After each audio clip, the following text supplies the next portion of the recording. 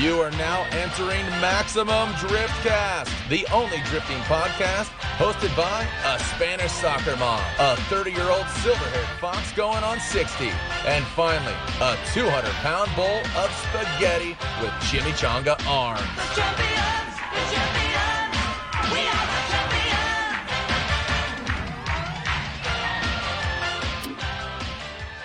And welcome to Maximum Driftcast, and I want to introduce your host. He is about 5'8", and he is 5'9". 5'9". He's 5'9", And but a half. he's small in size, but big otherwise. Let's toss it to Sam Nelver. I just want to get right down to it. We've talked about this guy on the show before, but I'm glad that he's not here with us right now because I wouldn't want him to hear this. But I've said it once, I'll say it again. The worst thing for Formula Drift in 2019 would be if Pat Goodin came back. Dude, that'd be so bad.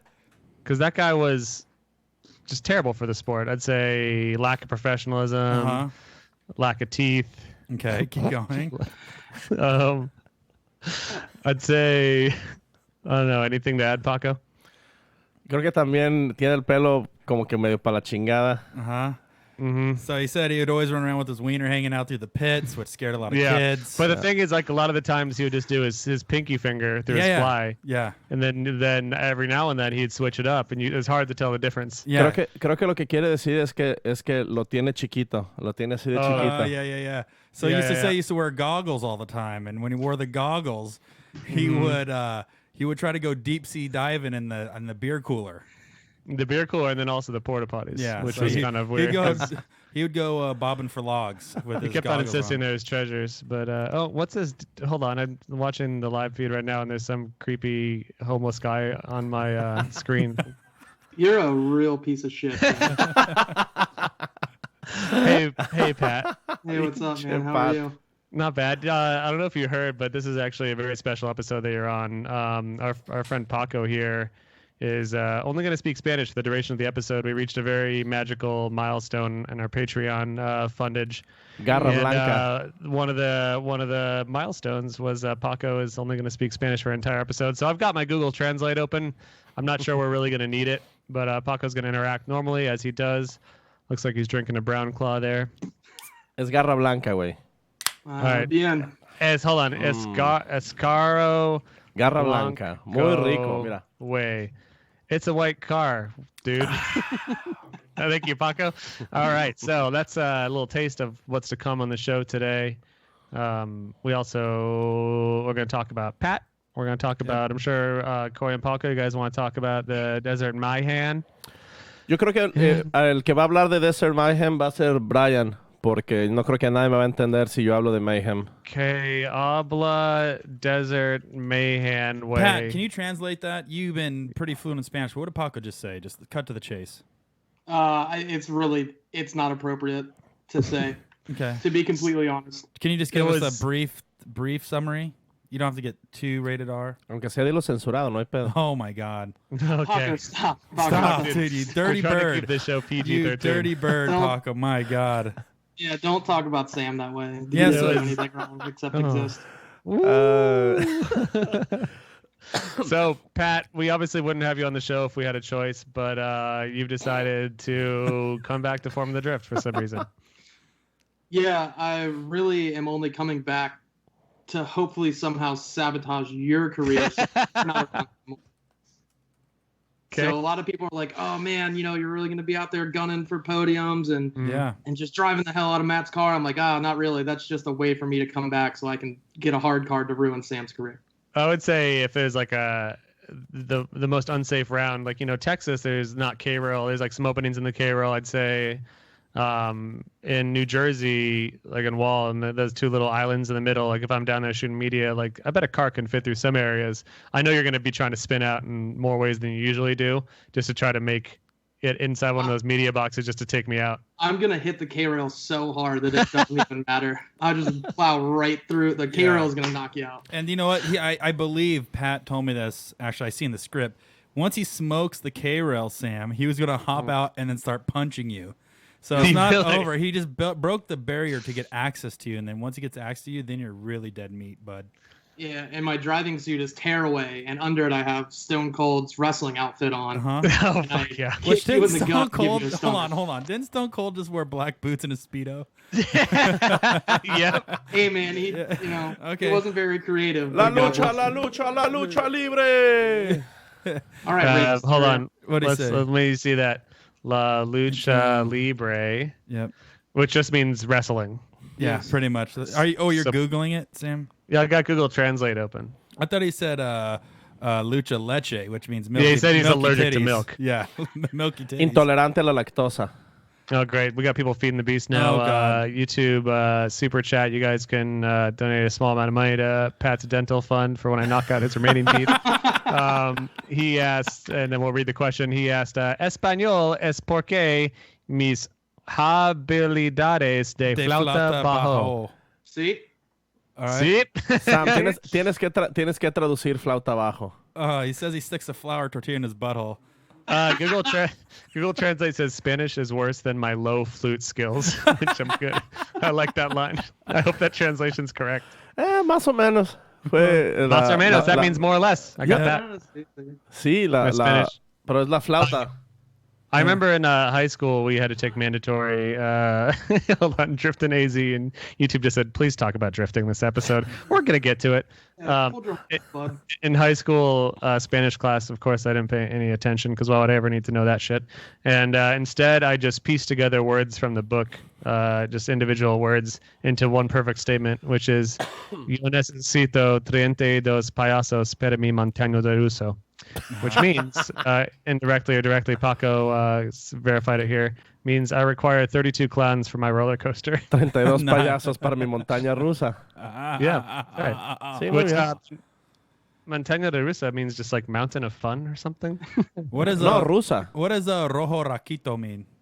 No, es que montaña rusa. Yeah. Es rusa. Hey. The Russia. Russian. Yeah. That's Russian cool. roller coaster. That's Paco's favorite move. The Russian roller coaster.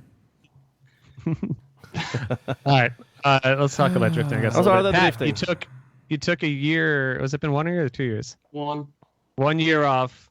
You got ran out after the incidents. Everyone complaining about what you done. But for whatever reason, they all forgot, and you're coming back. What? I know in your year off, you did a lot of tweeting, a lot of Facebooking. Yeah, a lot of tweeting. Yeah. I have a surprise segment for this episode too, Sam. I haven't told you yet, but go ahead. I have a surprise segment. What's your surprise segment? My surprise segment's going through and reading Pat Goodin's Facebook comments. I already have like 30 of them saved. There's going to be a segment called Pat's Posts. Yep. So we're going to read them back to you. No reason to talk about drifting right now. Do you already have yours saved? I didn't save them all, but I have a few that I can dig up. All right, so this is what's special. I'm going to start with mine if you want to get yours up. So these are a new segment on the show I want to call Pat's Posts. Yep. And here's just a couple from literally only the last 2 weeks. I didn't go further back than that. Get ready for this. There's been a lot of good ones. Let's start calm here. Yesterday, I really want a Honda Ruckus, just a stock one. Are they cheap now? That's not bad. I don't want to look, because if I look, then it's gonna start a vortex of me trying to find other stuff. So that are just like weed through people being idiots, saying you should buy a Gixxer 750, and then one person will be like, "Oh no, dude, they're like $800," and I'm like, "Cool, thanks." Okay, and then here's another good one from Saturday. John Mayer with a $20 guitar and a loop pedal is 50 times better than any band you like. It's true. Here's one. I got one for you. Today as well at 1:22 p.m. Being alone is just so much easier. Wow. That was the Heart of Darkness. Shard. Let me just get through mine, Corey. Why the fuck do people that are so bad at driving take road trips? Correction, I said TF. Yeah, excuse me. There is no difference between a sore loser and a sore winner. And these next three are all from the same day. Pat was having a rough day. They're putting a brewery in Indian Harbor Beach. Time to just throw the entire town away. It's trash. Throw it away. What if someone brought me smoked fried wings tossed in hot with extra ranch from Broken Barrel? I think about that every day. If somebody did that, it'd be the For best. day prior, one like, and I'll get drunk by myself and go to sleep by 8. Mm-hmm. This one do is posted on the 22nd, but it's from 2013. 747s are hilarious to me. It's like, how are you even flying right now? Such weight. Look at them. They don't make sense. November 2nd, catch me literally never waking up at 6 a.m. on a holiday to go running. Y'all are straight wild AF. Yep. And then one more for now. This is the first time since 2008-ish that I won't wake up on Thanksgiving with a hangover. Honestly, I'm relatively disappointed in myself. Yeah. All right. Also, icing on the cake, November 19th. Yeah, I guess I'll go to Publix and get a sub. It was super good too. All right. November 14th, 10:39 p.m. I'd sit with you all night if I thought you'd even care. That's a really good Bayside song. That's, Okay. let me see. I got one more here. Yo estoy tratando de leer sus estatus, pero no puedo llegar hasta abajo. Oh, the last time he did that, he got 3 girls pregnant. Yeah, we can't have him see that. Yeah, sorry. We just passed a guy doing a wheelie across America on his bicycle. So dumb. So stupid. Some stupid MFer was like, "Oh, I'm gonna wheelie a bicycle across the United States." November What an idiot. November Next. 3rd. I just ate gas station nachos for dinner. I'm not proud of myself. It wasn't. It was rough. There used to be this guy in my college that would just cruise around on a unicycle all day, and everyone, of course, looked at him and pointed and stuff. And I bet he thought he was really cool, but everyone was pointing like, "What the fuck is this turd doing? Like, he's just cruising around his unicycle like a dickhead." Oh, that was probably the dude doing the wheelie. Yeah. Yo tengo Like, uno. No, if anything, doing a wheelie is just a lazy version of a unicycle. Like, get a unicycle, you broke ass fuck. Yeah, what do you not yeah, good yeah, at yeah, balancing? yeah. Patrick Vincent, October No. 29th. I'm mostly sure I can jump the Caesar Palace Little Last Fountain on my KX 125 with an Have F you pipe. have you seen it? It's not big. I don't know. Like you Pat. give me a Grom with a tuner on it, and I could probably jump that thing. October 25th. It's not big. Here's your chance, y'all. Mm-hmm. That's Yo- it? Diciembre 31, 2017. Uf. Una revisión de 2017. See? See? That's the post that got him banned from Formula Drift, because it actually means Ryan Sage and Jim Law can suck my butt. Here's my That is last not one. true. My last one, and then we can start carrying on. October 22nd, 10:45 p.m. This is usually happen at night. Are you like in bed drunk at this time? But I No, wish. this is when I do my best thinking. All right, I do agree. 10:25. I wish I could Uber Eats a red Gatorade. Oh, I cannot tell you how thirsty I was and how much I wanted a red Gatorade. I've definitely postmated some Gatorades and some other drinks on a hangover day before with Stephanie. It was a good time. Well, those are all very, very, very huge posts Yeah. for the internet and the drifting community. Everything you contribute to the So- drifting community, Pat, is I just don't know how we can repay you for it. So Paco, let's after the episode's done, can you just go back in the beginning of the episode, just do a quick disclaimer to skip the first 20 minutes? Okay. Don't do that. Well, I want people to sit through that. What did you just say? Sí, ok, está bien. You can say okay. Sí, así Is that decimos en México. Sí. Ok. Sí, a huevo. Okay. Okay.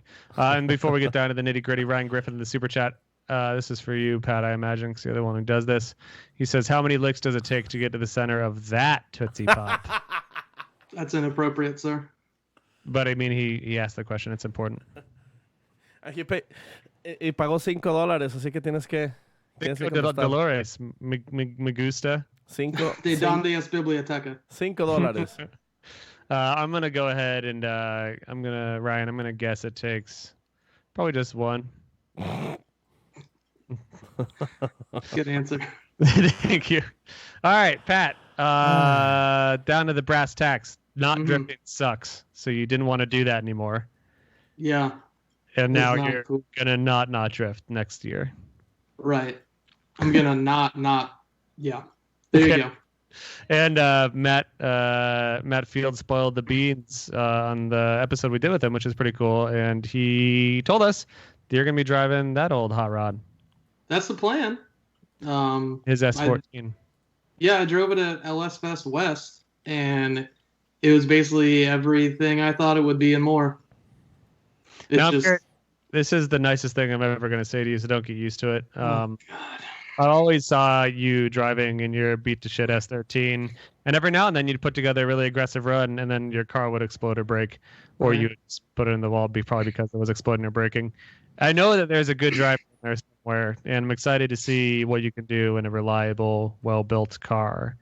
That's enough of that, but I just want to get that out there before the next barrage. Okay, thank you. Well, how did this come to be? So I don't remember where we were talking about it, but Matt was like, "Oh, are you going to LS Fest West?" I was like, "Yeah, I'm judging the drifting stuff with Swan and Dirk and Chusky and Cone and all them." He's like, "Oh, that's cool. You should take my S14 for a run." And I was like, "Oh, for real? Like, you don't mind?" He goes, "No, dude, I don't care. Like, put a set of tires on, go off, kill them. Like, thing's super fun to drive. Like, I want you to like feel like how it is." And I was like, "All right." So we show up, and I was like, "I'm not gonna push it. Like, I don't want to bother him about driving his car." The very first thing he says to me is like, "Hey, do you want to drive it like today or tomorrow, or when do you want to drive it?" And I was like, "Oh, dude, like you drive it," like, because he was filming stuff for Frenemies and doing a lot of stuff with Holly. I was like, "Dude, do what you got to do. If there's a good period where like I can go drive it, I'll take a couple laps in it." He's like, "Oh, for sure, tomorrow, like Saturday or whatever." I was like, he was "All right, eager sounds good." to get you behind the wheel of that thing. Yeah. So we show up Saturday, and I think we did qualifying Friday, and then Saturday was practice and competition. So he's like, "Hey, do you want to go drive it right now?" And I was like, "Yeah, like now is going to be the best time." He's like, "All right, cool." He's like, "I got fresh tires on it. It's fueled up. Like Ripper's got the spray bottle for the intercooler, like everything. Just go drive it. Like make sure the temps get to this and go rip it." I was like, "All right." And I'm getting in, and Ripper, his truck driver, goes, "Hey, don't drive it like a bitch." Like, "Oh, okay. Well, now there's a lot of pressure." So I pull up, and I was like, "I'll do like a calm run, like just to feel the car out." And then I got too scared of Matt and Ripper and Graham making fun of me for not driving it hard enough. So I was like, "All right, I'm just going to drive it as hard as I can." And it just did everything I wanted it to do. And it was insanely fast and tons of grip and drove sick. And Matt was pumped. And I got out, and like, it was a huge joke. It was just like, "Oh, you want to drive this thing in FD next year?" Ha! And everybody laughs. I was like, "Yeah, that'd be funny, whatever." And then I think, what? Did you just sneeze? En español. Okay. Achoo. So, like, I think the next round of FD was Atlanta, and I'm there spotting for Kelsey. And I go over, talk to Matt after he crashed the vet. And I was like, "Dude, like, what's going on? Like, can I help you with anything?" He's like, "Nah, dude, we got it. Like, just sucks. Like, whatever." I was like, "Yeah." And he goes, "Do you really want to drive the S14 in FD next year?" I was like, "Whoa, what?" And I was like, "Yeah, I mean, that'd be cool. Like, figure it out, like, on your end, and I'll try to figure it out on my end." And then it just kept progressing. And now it's become a real thing that I'm probably going to drive Matt's S14 in FD next year. Damn, man. And that's supercharged LS? Yes, it's a Vortec blower on a. Right now, there's a 408 LS in it, like a production iron block, Yeah. 4-stroke to a 408. So basically, what I ran the last 2 years, but a little bit more boost, a little more refined setup, and with nitrous.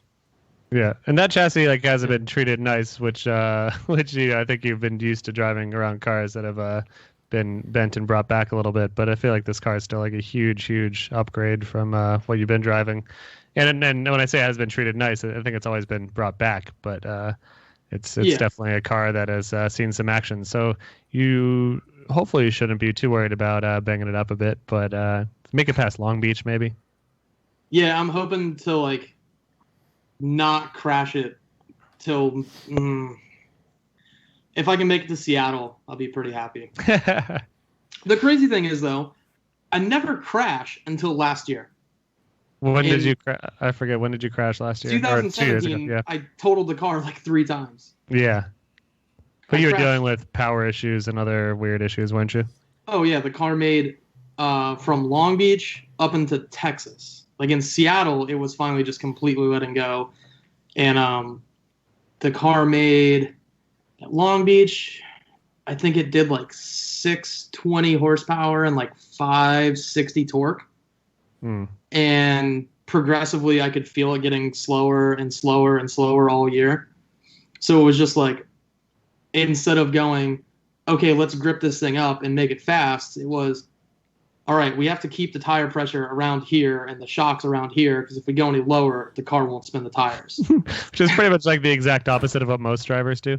It was like going to a grassroots drift event with like a 300 horsepower SR on 255s. You're like, I can't run less than 18 because the car won't spin them. Yeah. And That's probably the wrong way to go about things. Not that you had another option at the time, but yeah. And then in Seattle, like Thursday, I did like 3 laps, and I was like, this engine is not going to make it to qualifying. yeah. So we just held off, and then went through qualifying. I crashed really bad. And then went through qualifying, and then Saturday I did like 1, maybe 2 laps, and it was just idling on like 5 to 6 cylinders. Like it would pick up 7 when you revved it, but the 8th cylinder wouldn't pick up until you like really loaded it and started making boost. Just whipping each of your cylinders individually, like, all right, come on, Randy, Like come the on. 8th, the 8th cylinder wouldn't pick up until you were like the very top of second. You could hear it fire the 8th one, and you'd shift to 3rd, and it would go, and you'd have all 8 cylinders in 3rd and 4th. But if you lifted more than 80%, you couldn't, like, the cylinder would drop and not come back until you stopped. And then we couldn't run the nitrous because the compression was so bad that it was just like, I don't know. I don't know how engines work.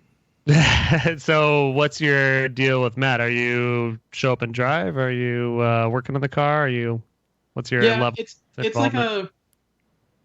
It's like an arrive and drive, I guess, but like I don't want it to be that way. Like, you know, I'd like to work on the car. I'd like to help the guys. Like, I don't want it to be something to where like, okay, well, like I gotta help pop out and change the tires, and it's not going to be like that. Right. But like I want to be set up and maintenance in the higher picture, the bigger picture, not obviously changing the oil and changing the tires, but yeah, like I'd like to be involved in like when the car comes out on Wednesday before we drive on Thursday. I'd like to put my hands on the car and like you know do little things like help the team out. Like, oh, change the gear. Okay, I can do that. That's easy. Or do that, or do stuff to help them out. Like I don't want to be like the prissy little baby sitting there going, my car better be ready to drive. Even though that'd be a great role for you, though. yeah, I feel like would love that. Yeah. Paco, you had a question for him, I think. Sí, así como Chelsea de Nofa le dijo a Van Giering, oye, yo quiero manejar el Mustang. ¿Tú qué onda? Igual le dijiste a Matt Field, yo quiero manejar tu carro. Y Matt dijo, que órale, pues íbamos haciendo un equipo de manejo. ¿O cómo estuvo la cosa ahí? Oh, great question. See, So I translated that as well as Chelsea Denofa Von Gittin to that hone of the keep of Malay Jojo. Okay. Malay Melee Jojo, yeah, he was supposed to come in F-Team last year. yeah. Go ahead, Sam. What else? Well, that's all I was able to record. So yeah, tell us more about that Melee Jojo. Yeah, I'm excited to watch Mally Jojo drive next year. Yeah, Malay Jojo is going to be. I think he's from Venezuela. Yeah. There's aren't there some new boys coming in that we saw, other than like we got some Pro Am and Pro 2 dudes coming up. I thought I saw some other some foreign boys that are coming in. Viene de España. Paco's itching at a bit right now. De España, el equipo de Eloy. Kipo Deloy. Kipo Deloy and Eloy. Jojo. Kipo Deloy is coming in from Venezuela. And Singapore. Si estás escuchando, por favor, comenta. Pero en inglés. Yeah, that's true, brother. Yeah, I get what you're saying, but Yeah. I'm picking up what you're throwing down, brother. What do you have some of your old friends and partners coming in the new revised program here? yeah, I'm gonna have a couple sponsors coming back that I've worked with for years. Gonna have Jeremy Lowe spotting for me again. We haven't confirmed it, but we were at a drift event and we were drinking Twisted Teas after the event was over, and we both said it would be a cool idea. So That's usually how these deals get made. hopefully he didn't forget about that. Are you going to have the interest and ability to spot for Kelsey again? Yeah, I'm still going to spot for Kelsey. Awesome. That'll be cool perspective to be able to watch. ¿Tú crees que... You can watch... Sorry, go ahead, Paco. ¿Tú crees que Kelsey, que terminó en... Creo que terminó en séptimo lugar? One word at a time, Paco. Kelsey, déjame ver. Ella terminó en... terminó. Lugar 13. No go to Tris. Lugar 13 lugar. Okay. Ended up third place. No, 13. 1, 3. 13. Yeah, he finished 13. Ajá. Finished 13th place. ¿Tú crees que tuvo mucho que ver que tú lo hayas ayudado, Pat? Okay. He said, I heard owl butt. Yeah, what about Al's butts? Yeah, go ahead, keep going, Paco. La owl butt. No, que si Pat fue el que le ayudó a Kelsey. Those just all blend. It's like Elemento when you're doing the alphabet. Yeah, Elementos. No, bueno, digo, porque Kelsey tuvo 40 puntos en el primer round, 20 en el tercero y 20 en el If you guys have any idea what he's saying in chat, if you want to help out, just let us know what he's saying. Somebody help translate Paco so we can read it, or else we'll keep making it up. No es mi culpa. No es mi culo, güey. Es culpa del Patreon. No es mi culpa. Oh, we have Emilio Cuelas. Paco saying some dude from Spain are coming. Do you think Kelsey finished 7th place or 30th place? Do you think it has to do anything with you spotting, Pat? Gracias, Emilio. Did Kelsey finish 13th because of you were a spotter? I don't know. That's a tough question, I guess. I mean, she. Yeah. Okay. Did you help or hurt the team? Okay, so let's do this. Okay, Pat, I need you here for this one. We're gonna do pretend segment right now. These are my favorite segments. Pretend. Okay, we're gonna pretend Paco, and don't speak English, Paco. Don't Así say se dice en pretend. español, pretender. I need you to pretend that Paco is Kelsey and Paco is going up for his second qualifying run. He scored a 48 on his first run, and it was a terrible run. It was terrible. He put 2 in the dirt. He dragged a comb back. I need you to Hood flew up. I need flipped you to off Andy. He flipped off Andy. His suit was unzipped and his breasts were hanging out. But how do you get Paco to lay down an 82-point qualifying run? Pat, ¿cómo le hago, Pat? Dime. Hey, Paco, you got me? No, soy Kelsey. Oh, hey, Kelsey, you got me? Sí. ¿De dónde es clip 2? El clip 2 de la zona externa primera, sí. Sí. Ok.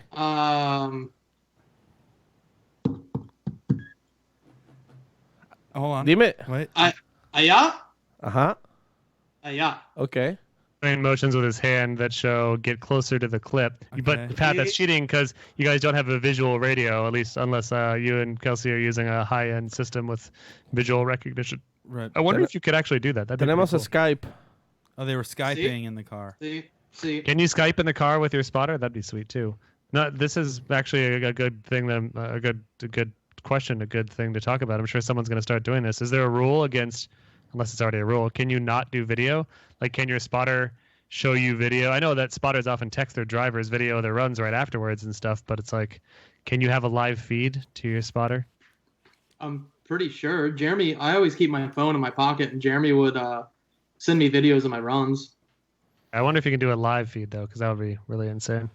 So I think that answered the question. That is probably why Kelsey finished 13th. So thanks. Thank you. Thanks, Pat, for debunking that. Hiya. See? That's karate. See. That's his karate warm-up stance. Pat, have you ever done professional spotting prior to this? No. Well, what was the biggest learning experience from that, and how do you think? It's 5 million times more stressful to spot than it is to drive. Really? Yeah, it was super, super tough. And so, like, At Atlanta, it wasn't easy, but in Atlanta, she would do a lap, and I would go, okay, I saw you did this. If I was ever in a situation in my car coming up the hill where it did the same thing, I would do this to fix it. And like that made sense for her because she'd be like, okay, cool, I understand what you're talking about. Yeah. But then in St. Louis, I'm just like, hey, I don't know, just do the drive. Yeah, kill it, big dog. And it took me like, because I told her to wait. I was like, hey, don't go out first.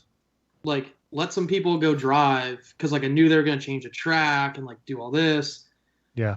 And I just went up there and watched. I just watched everybody drive, and like it was kind of tough for Pro 2 because they went out and they're trying to figure this track out, and some of the cars aren't gripped up enough. Some of the dudes don't have enough power. There's like the level of like experience and talent is so all over the place in Pro 2. So I was like, oh my goodness, like I don't even know like what to say or how to handle this. And then watched enough, and she went out. I was like, hey, go do like 2 or 3 laps how you think you should do them. And she went out and did it, and I was like, all right, cool. This is what everybody else is doing. Try to do this, try to do that. And she's like, okay, cool, I got it. I'll go try it, and I'll try to make it work. And she did, and she was killing it. And I was like, all right, cool. Like, we're in a super, super good spot. Like, don't stress out. Just do the runs you've been doing. And she went out for her first lap and, like, dropped the tire, like, a tiny bit, and it just sucked her all the way off track, and she crashed. The car wasn't that bad. Then she goes out for her second lap, and they didn't have lights in St. Louis, so the track was dark.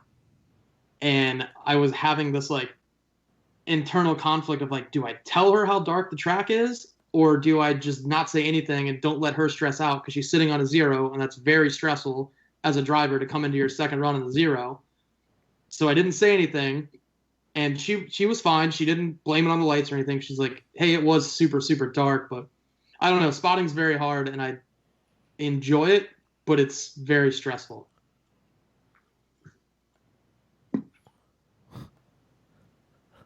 Cool.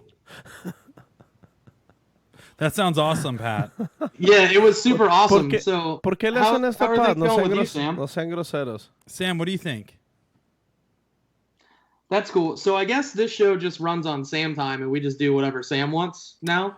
Well, No, yo estoy... Mira, yo estoy aquí, Pat. Yo sí quiero platicar contigo, pero no, y no puedo. see that what he's saying is we basically like putting you in the hot seat and sometimes just not responding to you, Pat. So you have the mic, buddy. Go ahead. It's too much pressure. No, mira, yo... Pat. See? Stop No, asking me things. Hang on. If Tommy Roche, if you are watching this right now, please call me and translate everything that Paco's saying, because I am just completely clueless. No, mira, Pat. Tú. See? Tú. Uh-oh, he's Oh, see. Hell, you don't have to speak Spanish back, Pat. Well, I feel rude if I don't try. Oh, hey, Sam. Thanks for coming back, dude. Yeah, Sam, we missed you. No, mira. Sorry, I had Pat. a family emergency. Look at that. Driftea un Monte Carlo. I think Yeah, it's. I think. see? Hey, Sam. I don't know if Pat told you this, but he basically said it's that time of the month he's been spotting. So, he's trying to recover. Yeah. Mm-hmm. What are we looking at here? So Paco's showing us pictures of Monte Carlos. the G body. I've got a G body. So do I. I've been born with it too. Pat, I heard that it was Maybelline. yo quiero que Pat driftee un Monte Carlo o un Grand National en Fórmula Drift. Would you rather drift a Monte Carlo or a Grand National? Got it. Monte Carlo, because I'm not going to drive no V6 car like a little baby. Ay, güey, pero le puedes poner un LS, no importa. O sea, el chiste es que sea un G-Body. You can import an LS with a bunch of cheese in the body. What about queso? Un más queso, por favor. Queso. See. Yeah. So this is difficult. Yeah. Is this what you expected? Not this bad. You know that if you come back to Formula Drift, things have changed. Yeah, I don't know if you know that or not. It's not the same. This is just a little taste of what it's like these days. Everybody speaks Spanish? Yep. No, it's just times are changing, Pat. Like you're an old dog. You think you learn some new tricks? Yeah. I mean, I was there for almost every round this past year. Do you think you're gonna learn some new tricks? Or you're gonna be an old ass dog. Pero, how do you say old? Yeah. How do you say old, Paco? Viejo. You little pero bitch. No, you said bendejo. No, viejo. Hey, no. Well, what? Viejo. No.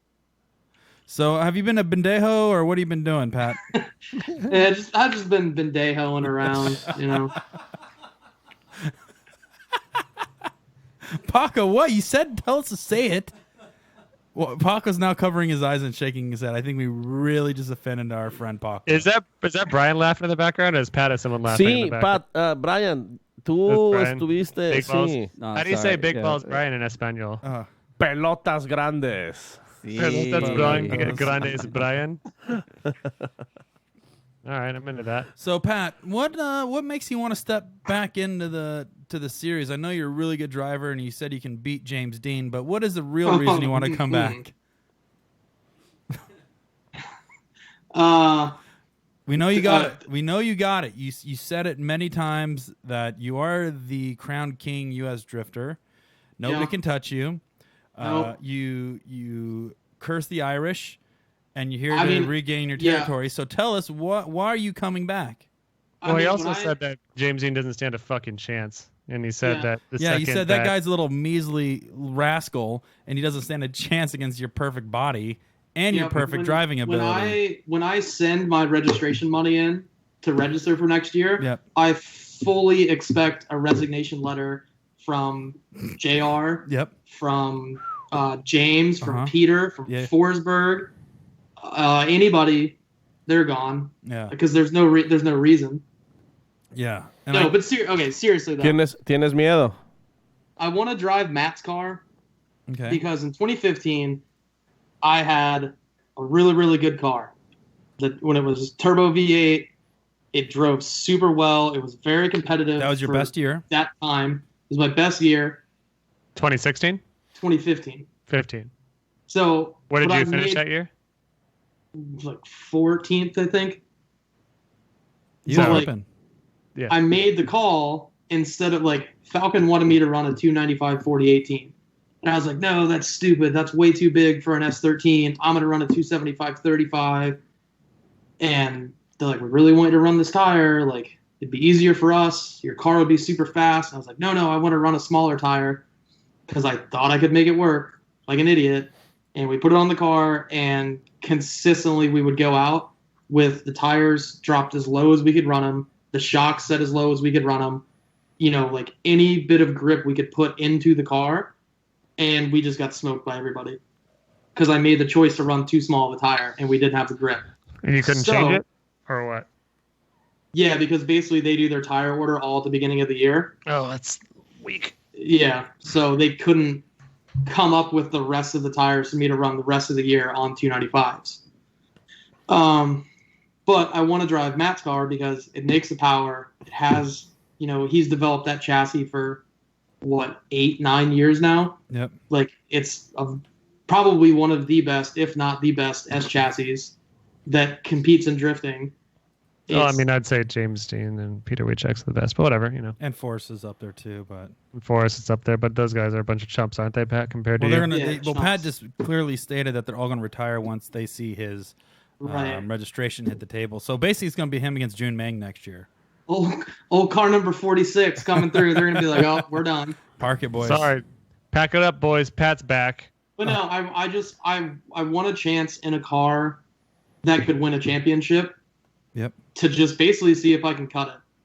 That's what it really comes down to, and that's why I'm pushing so hard to drive Matt's car. What are you going to determine as cutting it? Not losing a lot. Well, where would you place next year where you're not disappointed? If I placed anywhere within the top 16 at the end of the year, I'd be all right with it. Yeah. If I placed top 10, I'd be pretty excited, and then top 5 would be that would be absolutely incredible if I did. I don't think we have to worry about that. Yeah, we don't see that.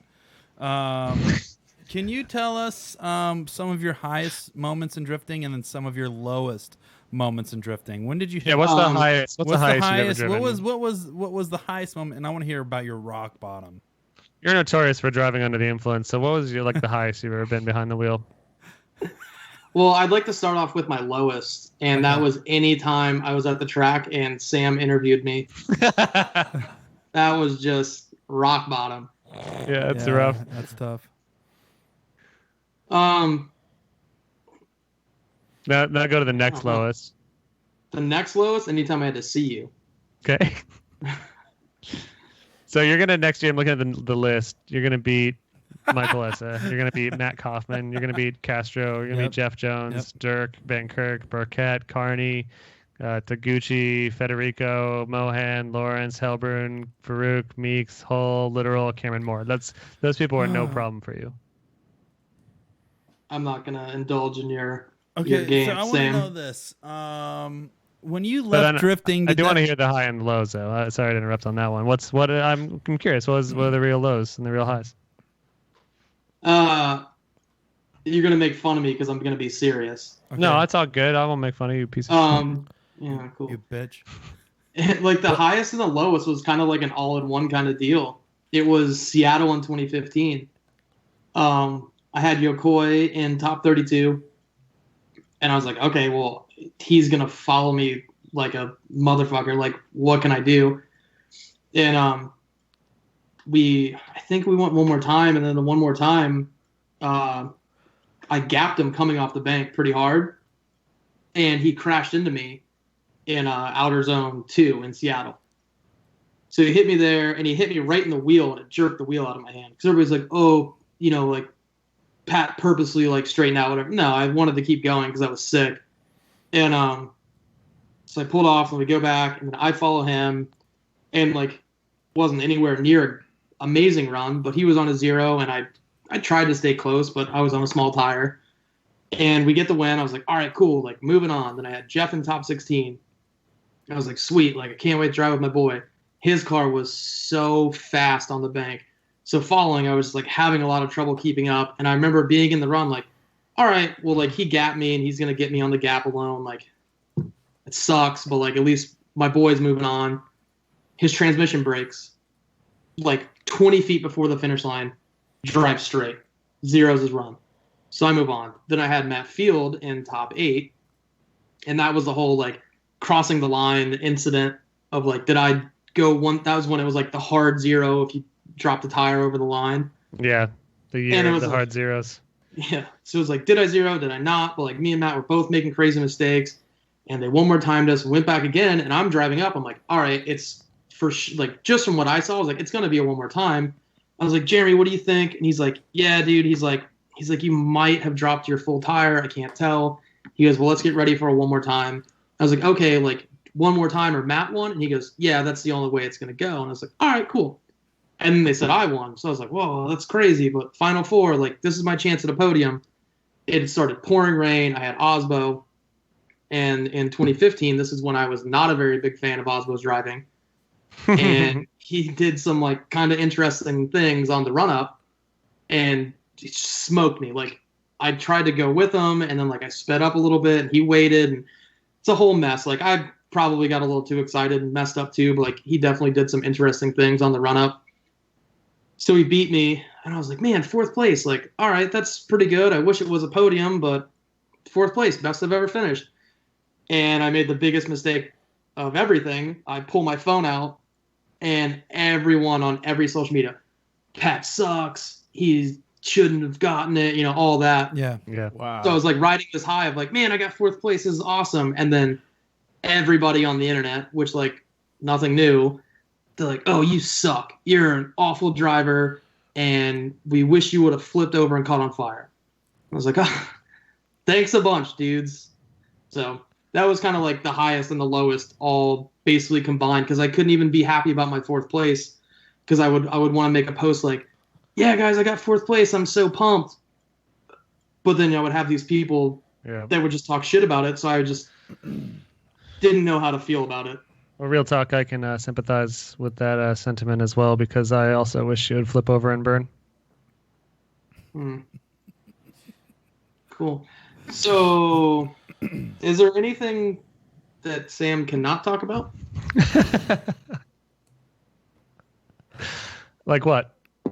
I don't know. Like, turn your computer off. All right, be right back. Okay. Sam, no, don't come back. Don't come back. Sam, Okay. Turn it off. and Sam's burn learned your- the technology.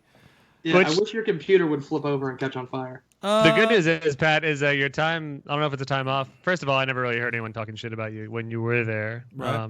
But maybe only if you go up against like the golden boys of like Osbo or Wang or like now Dean or Peter. Like, do people talk shit about you? But yeah, I don't remember anyone really talking mad shit on you. And in the off season, whenever we mention Pat Goodin, like you've got a bit of a cult following on the podcast, as I'm sure you're probably aware of, you and duck fighting and all that. So everyone loves you as far as I know now, except for mostly me. But I mean, for whatever reason or another, people like you.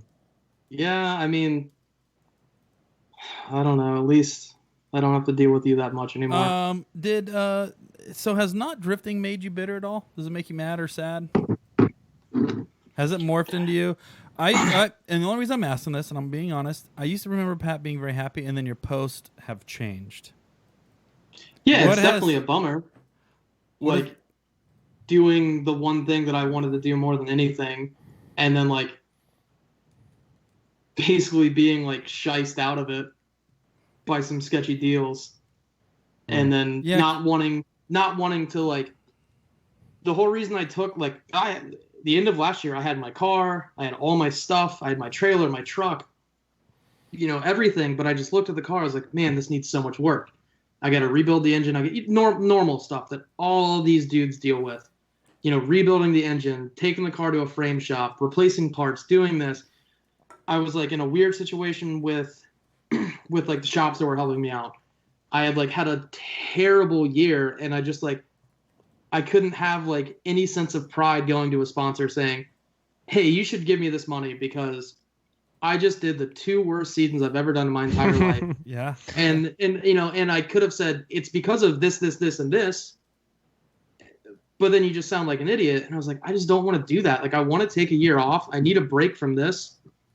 I don't want to drive this hobo ass car anymore that's like held together with like duct tape, literally.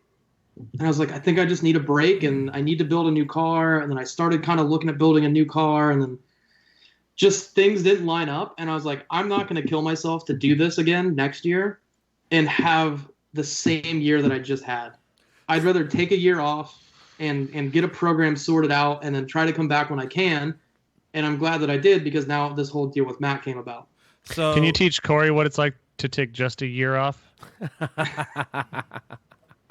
I think that was his intention, and then it's kind of not gone as planned. Thank you, Paco. that must be a joke. I don't get it, Sam. Yeah. freaking So what's funny. your strategy? Hold on, 'Cause Sam. now- Stop. now essentially- Don't listen to him, Pat. I got a question. No, I got a question. I got Nope, a real one. I mean, So it's- you're coming off of the same 2 seasons as before. How are you approaching your sponsors now and telling them like, I'm a new man, I've changed, baby? Like, what's your strategy to be Pat 2.0? Are you focusing on your social aspect and your other influence in the crowd rather than driving ability? Or are you promising some podiums here, dog? No, I mean, it's the same as anything, because the sponsors that are coming back with me are the ones that knew everything that was going on. Yeah. They knew the cards that I had been dealt, and not saying it's a luck thing or anything like that, but like I just got dealt some really bad cards and kind of influenced to do things that I probably shouldn't have done. Coke, And meth, PCP, And- So before Sam, Clippers. hold on, Cappers, Sam, stop Whammies. interrupting the man before I karate chop you. Zowies, Cowtows, Uppers, downers, bangers. Zammers. You on Zammers Slam right now, pads. Pat? Clingers? You doing clingers? Whoopsies? You got a whoopsie? I saw you doing a whoopsie right before the show. Claptraps? Tarantulas? Yep. Zams? K-rails. You on K-rails right now, Pat? What are you in a K-hole right now? Is that why you can't move? You in a K-hole? You in a K-hole right now, Pat? Why don't you snap out of Anyways. it? Hey, so anyways, before Sam rudely interrupted me because I had a great question that was actually rolling. I with was interrupting you by finishing your question. No, I was starting a new one. I was going to ask you. So you said you had some issues in those years that caused you to get bitter and leave. Can you elaborate on that at all? What has caused you to make an exit in Formula Drift? Once again, you're in Formula Drift. It's the pinnacle of drifting in the United States. You're on a team. Everything looks fine and dandy. Everything is great. Why? How could that be the worst? Obviously, you may not perform the way you want, but what is the worst? I mean, there's so many situations that this can apply to, but like things like the look from the outside is not what it is on the inside. Like there were so many just shit things that I had to deal with, and broken promises, and not being informed of what was going on, and literally not knowing where my car was. Like my car would just go places and I would have no idea. No one would tell me. I remember getting a text one day. Somebody's like, yo, dude, when did you get into Memphis? And I was like, Memphis, what? Like, I'm in Florida. I'm at my house. They're like, nah, dude, for real. Like, quit messing around. When did you get into Memphis? I was like, I'm not in Memphis. Why do you think I'm in Memphis? And somebody sent me a picture of my car. No clue my car was there. You know, it needed all this work done to it, but it went to Memphis for a car show. And the car never got touched, never got worked on. And sure enough, the car shows up to the next round, and it doesn't work. And the car showed up to the track. I mean, let me make sure I'm not exaggerating or lying here, but I think it showed up to the track 4 times with no transmission in it. Just like, yeah, like for a clutch job. So instead of doing it right after the event or a week before the event, it would get, you know, and I didn't know where the car was.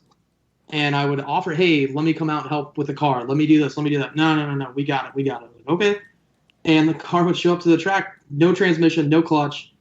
Like in Canada, I didn't drive on Thursday in 2017. I did not drive on Thursday because the car showed up to the track with no clutch in it. They wouldn't let us in the track on Wednesday. So instead of like working on it out in the parking lot or in the trailer or anywhere, they're just like, we'll do it later. So they didn't let us into the track till like an hour and a half before practice, 2 hours before practice. So about 30 minutes before practice, the car comes out of the trailer.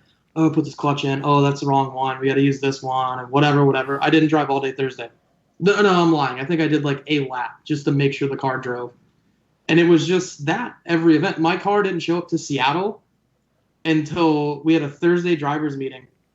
And I'm sitting there in my normal clothes, and Andy's like, where's your suit? And I was like, yo, my car's not here. My rig's not here. Nothing's here. He's like, what do you mean? And I was like, go look at my pit spot. There's nothing there. Like, I don't know where the car is. Like, I don't even know if it's coming or not. Damn. And like, sure enough, middle of the driver's meeting, the truck and trailer comes pulling in. And I was like, all right, cool. Like, ready to go drive. I go to drive, and I push the clutch in. The transmission pulled itself off the bell housing because they didn't tighten the bolts, holding the trans to the bell housing. It might be a quick change transmission. You don't know that. Yeah. Yeah. So I literally pushed the clutch in, and the trans goes dunk, and just like, you know, it didn't literally fall out of the car, but it pushed itself off of the bell housing and like the input shaft out of the clutch. I was like, And so, okay. hold on one second. So this is coming off a year where you were operating your own personal car. You were pitting out of the Falcon rig. Yeah. You were with Dai Yoshihara, Odie. You were pitting all those dudes, and then you had this opportunity to link up with the team. And I'm assuming this is when you were with the new team. This is not under your management at all. No, I had nothing to do with this. I tried to bring Tommy into the deal. Tommy Roche, who's been like, he's worked for me for a lot of years, did OSW stuff with me. He knows how my program works. He would drive the truck and trailer with me across the country, knew everything about my car. You know, I tried to bring him in, and he was treated like shit. And one event they fired him because he just didn't vibe. And so I lost that. And then it was supposed to be, we're going to have four or five crew guys. And I was like, do I need to bring anybody? He's like, no, you don't worry about it. We got it. He's like, okay. And I had spent, you know, like my sponsor money that I got personally on like getting myself around the country and doing this and doing that, like what I was told I was supposed to do with it. And then, you know, we get 2 rounds in, and my car, we did not even know if my car was going to come to Orlando because when I crashed it in Long Beach, they were like, oh, we don't know if it'll be fixed or not. So my S15 that is now LZ's S15 that is sick, that Njuku built, we stripped that whole thing apart and started building it just to build a car that barely passed FD Tech so I could go do a qualifying run at Orlando and get points. Because we had no idea if my car was going to be there or not. Damn. And so now we can understand your bitterness. I don't think many people understand why you exited drifting. Everybody's like, oh, it's fine, Danny. Or Pat just fell off like a lot of the other people. But there was actually some serious events that happened that sucked not only just your financial resources, but it took a lot of shit away from you. Yeah, that's draining. I imagine having to deal with all that when you're just trying to show up and drive. Oh, yeah. And, like, it was just all in all a bad deal that I got talked into, and I should have done more research, and I can't blame anybody but myself for taking the deal because I was the only one that said, okay, let's do it. And but isn't that most race car drivers' dreams though? That's what I got sold on. I got sold on the dream of this is how it's going to be. Everything's paid for. New car, new engine, full team, a stacker trailer, all this craziness. And I was like, yes, like, you'd be an idiot if you don't turn shit, that down. I did You know it. what I mean? Like, yeah, I got it. And I do remember this because if I remember correctly, it sounds like, and I'm going to bring this up because we talk all the time. And it seemed to be like, dude, I got a deal. It's going to be a new 370Z. It's going to be badass for new car. And I was like, dude, like, there's your break. You know what I mean? There it is. You made it, bud. Sweet. Fuck yeah. Pat's going. Because we started at the same time. Like, right at the same time. So you got this big break before everybody else. Sweet. And then Pat's not in a 370 or 350Z. That's weird. I thought, they said we're going to go this route. Oh, no, we just got the S13 running. Okay. Well, kind of see, now knowing, you kind of see this trend of things happening that caused all these errors. Yeah, it was a big shock, and I wish I would have done a little bit more research on it. And like I said, I can only blame myself for taking the deal, but once I was stuck in it, there really wasn't anything I could do but quit, essentially. So that's usually what I like to do when the going gets tough. Thanks, Sam. Oye, Pat. Oh, Paco's ready. Oh, God. A ver, mira, a ti te llaman el Pat apasionado, así te puso Sam hace mucho tiempo. ¿Tú crees que ahora que regreses a Fórmula Drift vas a regresar con tu aura en fuego? Can you flip over and catch on fire? No. Is that how you like to? I don't know. I heard fuego. Is that how you would like to enter a new relationship? Just flip them over and catch them on fire. Are you looking at your watch? You don't have a watch on. So, hold on. I'm translating Paco. Okay. He said, Pat, you were known as Passionate Pat. Right. As Sam named you a long time ago. I think Jared did. I definitely named you Passionate Pat. It was definitely Jared. It was definitely me. It was Jared, but It whatever. was definitely me. Whatever helps you sleep at night, bud. It was definitely Jared in my Drift Chronicles What's in a Name video. This is literally on video. Yeah, he said it, not you. Yeah, but it's from my video, so by de facto, that's me too. A lot of good names came from this show. Even Party Bullies evolved from this show. All right. Anyways, that passion. Paco says that passion seems to be missing in FD. So you're ready to come back with your aura on fire. And that's all from Google Translate, by the way. I heard what he said and I translated it right away. Can we take a quick break before we answer this question? Why? What are you doing? I gotta use the restroom, man. All your Chinese teas are... Yeah, I'll be back. Go take a pee real quick. ¿Vas a hacer pipí? ¿Del uno o del dos? This episode's going horribly. Can we just end it? Lightning bolt end it right now? Can he not clinch for another 35 minutes? Creo que ya lleva como 3 Twisted Teas que se toma. Clinch? It's ¿Dónde está el baño? Yo necesito cagarlo.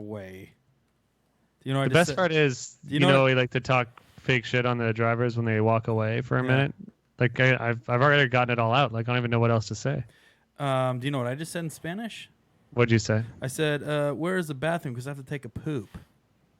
Speaking of poops, you got a good story from Desert Mayhem. I did. Uh-oh. So we were at Desert Mayhem this weekend drifting, and there was about 4 porta potties there, and they were getting busy. The porta potties were full in action. We had Haas doggies out there, so you can imagine the Lincolns.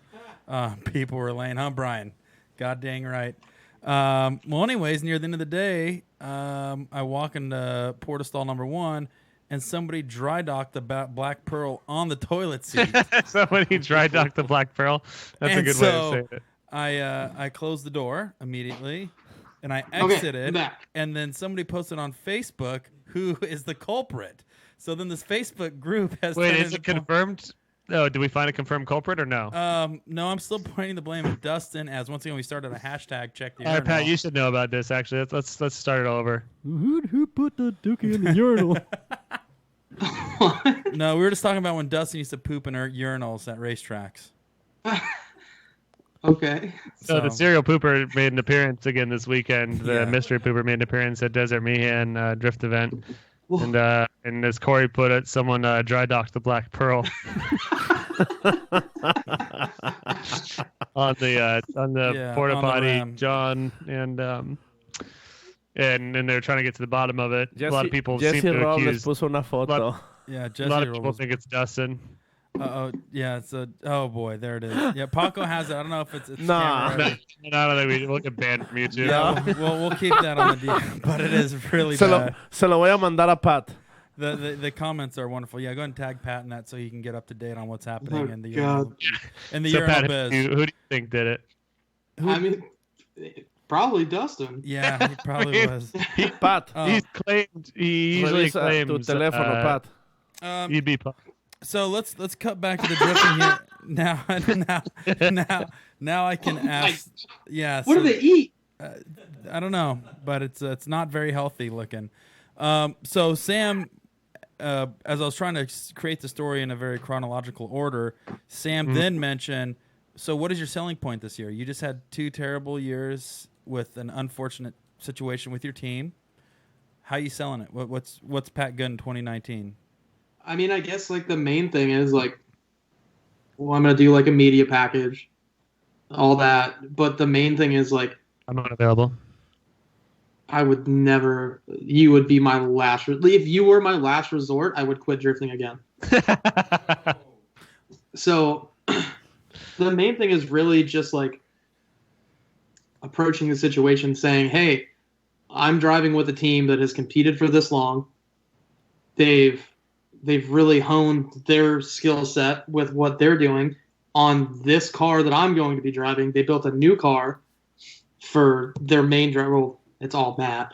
Not all Matt. It's Matt's shop and everything. And like this car can win a championship and has come close before. And it's no more, mechanical failures because the car doesn't get worked on. It's no more. The car's not going to be at the track. It's just dealing with a more professional team and knowing what it takes and having. This isn't Drift Cave or Matt Field racing, even though I know he hates that. But like, it's Yeah, not his we first did time you listen doing- to our show talking about that? Because we're like, oh, are you going to do like your own RTR? Is it Drift Cave Racing or is it Matt Field Racing? It's like, no, I just want to run. I just want to run Pat's car and have Pat do well. It's like, oh, okay, that's cool. I mean, No, that's I cool just that he doesn't want to. Yeah, I listened to Yeah. your stupid show. Shut the fuck! Oh my god! I was just about to try to say some nice stuff to you too. I was gonna say, like, it's got to be cool for better or for worse, knowing that at least if you don't do well, it's your own fault. Like, the car is gonna hold up because you really can't do much worse to it than Matt's already done to it. And you already know, like you said, it's pretty much a championship capable car. I would have said that, but instead I'm just gonna say you're probably not gonna do so good. Thanks, Sam. You're welcome, Pat. But anyways, the approaching in the sense of like Those awkward silences are just making the fans real uncomfortable. Pat, if you could just wipe that shit off your face. There's something in your upper lip. Oh wait, no, never mind. Sorry, go on. Whenever you're ready. Couldn't handle it, huh? Nah, Yeah. doing my best. Cool. Well, thanks for again adding absolutely nothing to this show. Oh man. You threw me off, man. You really blew it. You were talking about Matt Cave Racing. Yeah, Matt Cave Racing. Yeah, it's not their first time doing this. Like, they know, like, you know, me and Matt talk on the phone at least once a week about like how everything's going and what he's planning on doing to the car and what I have, you know, coming up and whatever. And it's down to the thing that we were talking the other day. He goes, hey, I'm taking drive-by-wire off the car. It's going to be a cable throttle. And I was like, okay, any reason? He's like, yeah, I've had some issues with it, but I've been driving the car so long that I know when the issue is about to come about. He goes, you wouldn't have any idea because it's such like a niche thing that happens. So I'm going to put the car back to cable throttle so it's more reliable for you. Yeah. And it won't die. That's Just sick that like- he's thinking like 12 spaces ahead like that, whereas your last team couldn't even get your car to your track. Right. Like, he's so on top of it, like things like that. And like, I just know that the car is going to be ready and always going to be perfect. And that's, Well, it may not always be perfect. You know, they're going to do their best though. well, of course, it's going to be perfect to the best of their abilities. And that's all you can ask for. So, Yeah. Well, once again, I don't know. I think you have a very excited about passionate it. team behind you that wants you to do well, and there's no other motive than that. I think that might be something different than what you had before. I think there was different motives for each team, and I think obviously Matt's probably the most competitive person I've ever met, and you can tell just by Yeah. his pure attitude and the way he Yeah. communicates. Like once again, we even bring up the point like when I was doing Lorette's job in St. Louis, I tried interviewing Matt after his top 32 battle after he's winning, and he's like, "Nope, no interviews. I need to go watch this. Don't talk to me. Yeah. I'm gonna go." Like that's Matt. He's like, "I'm gonna win this." Every time he steps out, he's gonna win this. Yeah. And so I think anybody that is in his little circle is going to be getting treated the same. It's like, dude, you better I'm going to push you to win this freaking thing. yeah. And so And I think there's- the motives are different from what you were used to. Right, and there's like Matt isn't doing this deal for me to make money.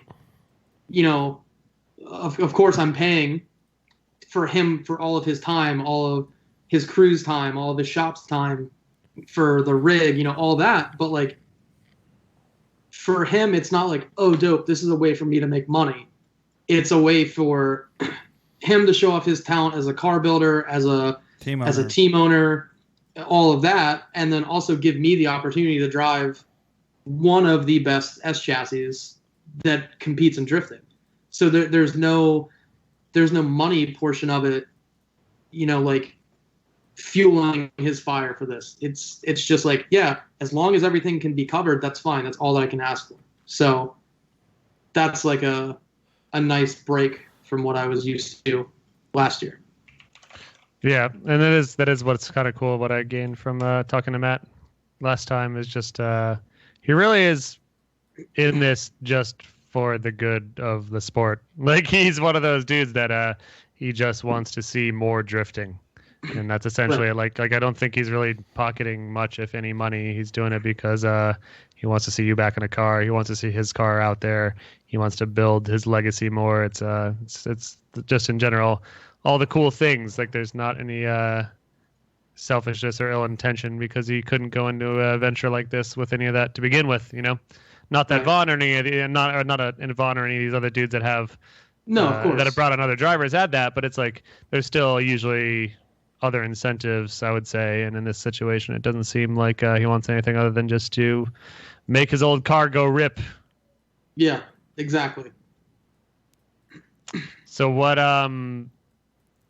sort of not changes? I mean, I know that every driver personalizes their car a little bit, but like, what do you see after your first ride? What are you going to say to that car? Like, you're going to want to loosen. You've already driven it, I guess, before, but like, what do you want to see from that car? What I want to do, and I'm actually going out to Winter Jam next weekend to do some laps in the car. He's going to Which drive it is- too. Real quick, some details on that. That's our buddy Farouk is helping to put that thing on, and that is at Sonoma. Yes. So yeah, check out Sonoma. I think drivers just filled up today, but spectators still open. Up at Sonoma Raceway this coming weekend, Next weekend. 12-15. the 15th and 16th. Cool. Yeah, check it out if you're in the area, boys. But yeah, sorry, go on. Yeah. So when I drove it out at LS Fest, it wasn't super gripped up. It was still fast and it had some grip in it. I'm really hoping that when I go drive it at Winter Jam, and I'm not, that S14 isn't going to Winter Jam just for me to drive it. Matt's going to drive it too. Like, we're kind of going to trade off in it, but he's going to let me do a bunch of laps in it, whatever. But I want to go out and be like, hey, set this thing up like it was finals at Irwindale in 2015 or 16. Like, I want to feel how insane that thing is. Yeah. Just to know, like, what that feels like. So that thing has a 1,000 horsepower mode if you crank the boost, right? Like, that shit will go hard. With the nitrous turned on, I think it makes over well over 1,000. Yeah. So speaking about good S chassis, and obviously you're going to go out there and drive Winter Jam, you also drove Dai Yoshihara's championship winning S13. Which you said was like and a you said religious was experience like for you. one of the best drift cars ever. So how did He didn't say one of. He said it was the best S chassis ever. Yeah. Okay. So how would you compare the two now that you've driven a car that you're potentially going to be competing in, and then you have a championship winning S chassis, S13? So Dai's car won the championship in 2011, I think. 10 JR won and 11 Dai won. And, they made some changes throughout the years, but they stopped driving that car in 2013. Right. So 2013 championship car to Matt's car that, drove 2017, Dai's car is a Pro-Am car now. Like, Dai's car is a Pro-Am car that, obviously Kojima and Chris and Scott and all those dudes built that car amazingly. Yeah. But that thing is a Pro-Am car with a really, really, really nice set of shocks on it. I was talking to Dylan Hughes a few weekends ago, kind of about that, and just like it's crazy to see. And granted, I think Dai's car is probably, I can't even say probably. I can't even say that it's more than like Dylan's S13, but like Dylan's S13 and Dai's car are very similar in many ways of being S chassis coupes powered by NALSs.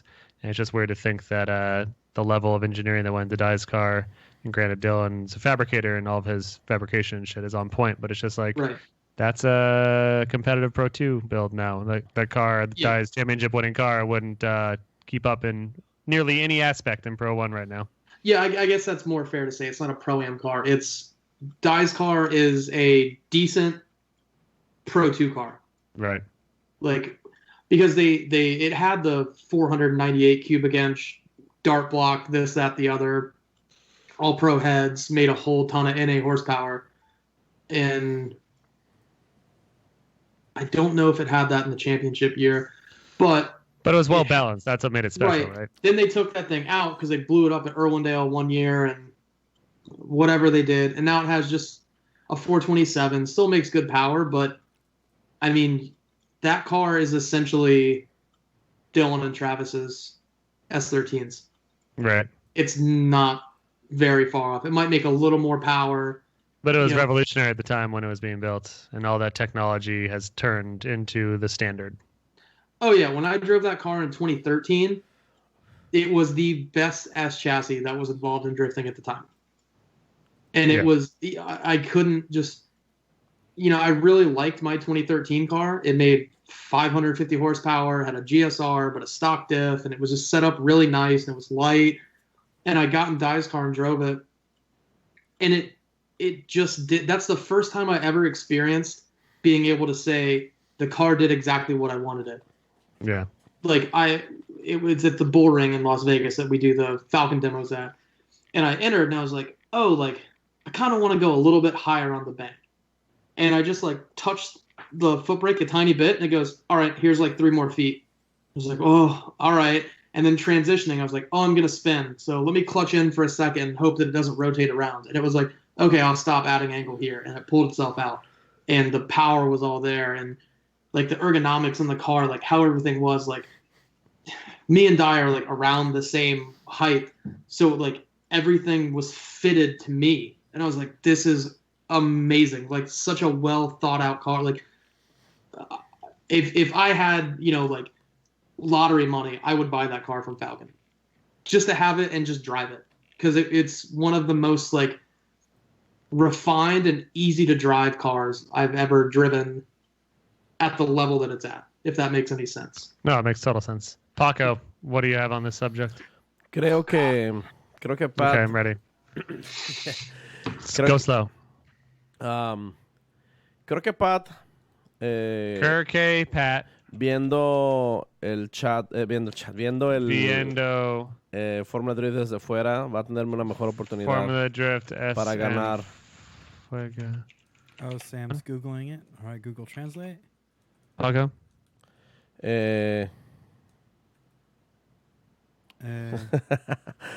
Keep going.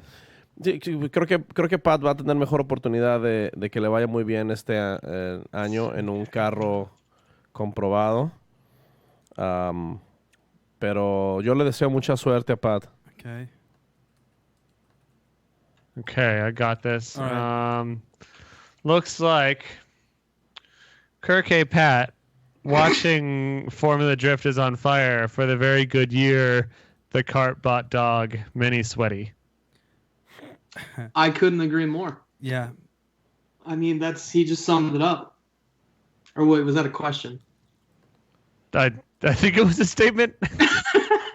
Were there upside down question marks? Yes, I did hear him specifically say the upside down question mark. Okay. I'm getting a translation here from our friend. Get Tommy on the phone. God, Does Tommy speak perfect Espanol? He's Puerto Rican Spanish. Same thing, really. No, it's crazy different apparently.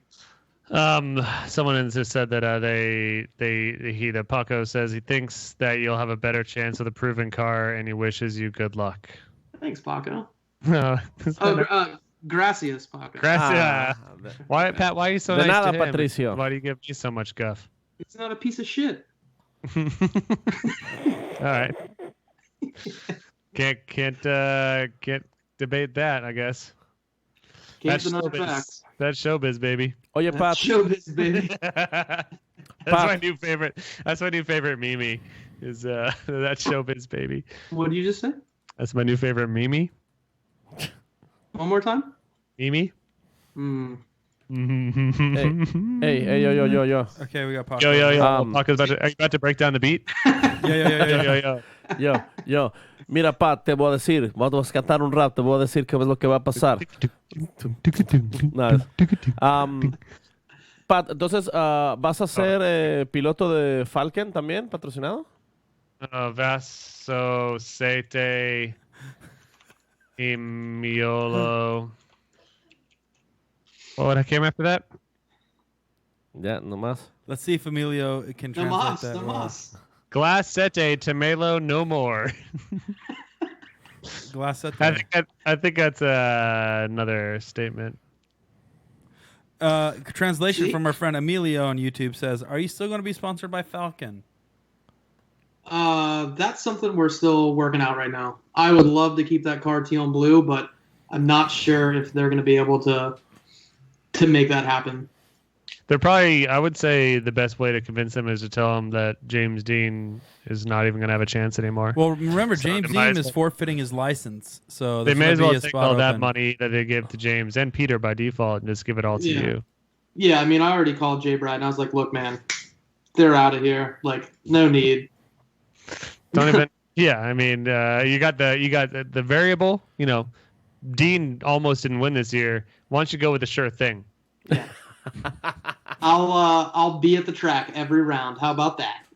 That's a Are you, much larger Are you accomplishment gonna than the previous hopefully years. be? They're gonna hopefully be driving at for fun events like Grid Life, either in Matt's car, or are you gonna revitalize your S13, or hopefully? Oh yeah, I'll have my S13. Sweet. I'm doing all the grid life, all that stuff. So, okay, why do you keep posting about the G and Z chassis is the best drift chassis in the world? You driven one? Oh, you did. Yeah. Well, that's a little different. He drove a. I think you were just saying Dustin- that out of remorse that you haven't drifted in a long time, and so you hopped into it and just like stoked to be drifting again. Because now that you hop back into an S chassis, you're fully torqued, and the G and Z train is going to migrate over to the S. Listen, they're great cars. Like, me and Taylor Ray in stock drivetrain G's. Well, I had a G, he had a 350Z. Right. Shredded Road Atlanta. Oh yeah, And- we were nuts on the mic talking about how you shredded this thing. Did you ever find your nitrous? I forget. You had mentioned that it was a stock motor-ish, and you were trying to find nitrous. Well, Chris sprays nitrous on it, the owner of the car, and he told me to he's like, fill the bottles, take the bottles, and I was like, I don't want to because I don't have restraint, and I'll blow your car up, and I don't want to fix it. But take a gander. Let's see. Looks like we see it's a picture of a. Yeah, dude. Looks like a G trying to correct his poor line with an e-brake lockup. Sam, you suck at drifting. I'm not the worst anymore. Maybe. Yeah, not the worst. It's been a while. Dude. It's been a while. All right, hold on. There's Pat showing coming down the video. mountain. Whoa. Oh, All right, look looks at like that. he's leading a car train.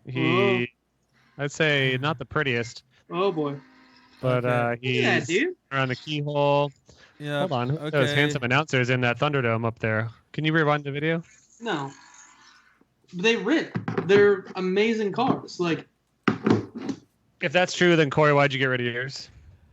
Because I heard Pat was going to drive a Z or a G, and I didn't want to be in the same thing Pat is because he doesn't have the best luck. Mm-hmm. But now Pat's in an S14. What does that do for you, Corey? Gives me more power and strength. No, now you got to get rid of your S14. because if you can get through anything, then that just proves so can I. Oh, that's adorable. Yeah, but you got that stinky motor in your car. Oh, don't even. I remember when I put a 2J in this thing, or I made a post like, dude, this 2J is the sickest thing. First person that texts me and calls bullshit is Pat Goodin. It's just bashing it. How about you call me when a 2J wins back-to-back Formula D championships, okay? Oh, that's a good point. That's a That's a good good point. point. Fuck. All right, it might be a while, so you go back. Go back to the V8 train. No, pero la verdad, para alguien que no ha drifteado funny. nada en 3 años, más o menos, 2, 3 años, para criticar a Corey de que no estás en Fórmula Drift, lo que sea, tú has drifteado Grid Life y Mayhan y Grid Sam, Life, Megan. y Sam no ha drifteado nada. All right, Emilio, anybody translate? Let's see if we Yeah. can get something correct there. What Paco was trying to say is, what Paco was saying was that Sam has drifted a Kia Stinger at Willow Springs. Sam has drifted an E30 in Germany. He drifted his S14 just 2 short years ago on Drift Garage. Pat, not so much, is what he Yeah. said, which I would agree. Drift too. I would agree with that, Paco. So it is true. I would say that he might be facing a bit of adversity coming into No. this. Tradúcelo bien. ¿Dónde está el video? Okay, Emilio's coming in. The truth, for someone who hasn't drifted in 3 years, Sam has never drifted. Compared to someone who has done grid life and such, Corey. Right. hold on. Compared to someone who has grid life and such, we're waiting for our translators in chat. You're saying that, Corey, you've done all that stuff, so I can't talk shit on you. Y Pat también. And Pat. You said that Pat's driving a lot too. Okay. So what he's trying to say is that my criticism is unfounded, which is so absurd. Hey, do you remember when Sam sucked so much he had to have Chris and Ryan build his car? And they didn't. Yeah, Even, that's and they true. didn't even build it fully because they didn't trust Sam behind the wheel because he's usually drunk. Yeah. Well, that's true. But one day, thing is, I can now make fun of Sam and Paco. I can make fun of Paco Hey. because now I'm not the only one that doesn't have a car running. My car's running, and I'm building a second car too, just in case. But Paco has 10 cars that is down, and I love it when Paco gets in a chat room or a post is like, "Oh, this motivates me to drift again." I'm like, "You have 12 cars, Yeah. and not one is running. So sell the 12 cars and buy one good running one." Si Yeah. vendo, And si vendo, then- si vendo 12 carros, no junto suficiente dinero para uno. Don't junto siente me.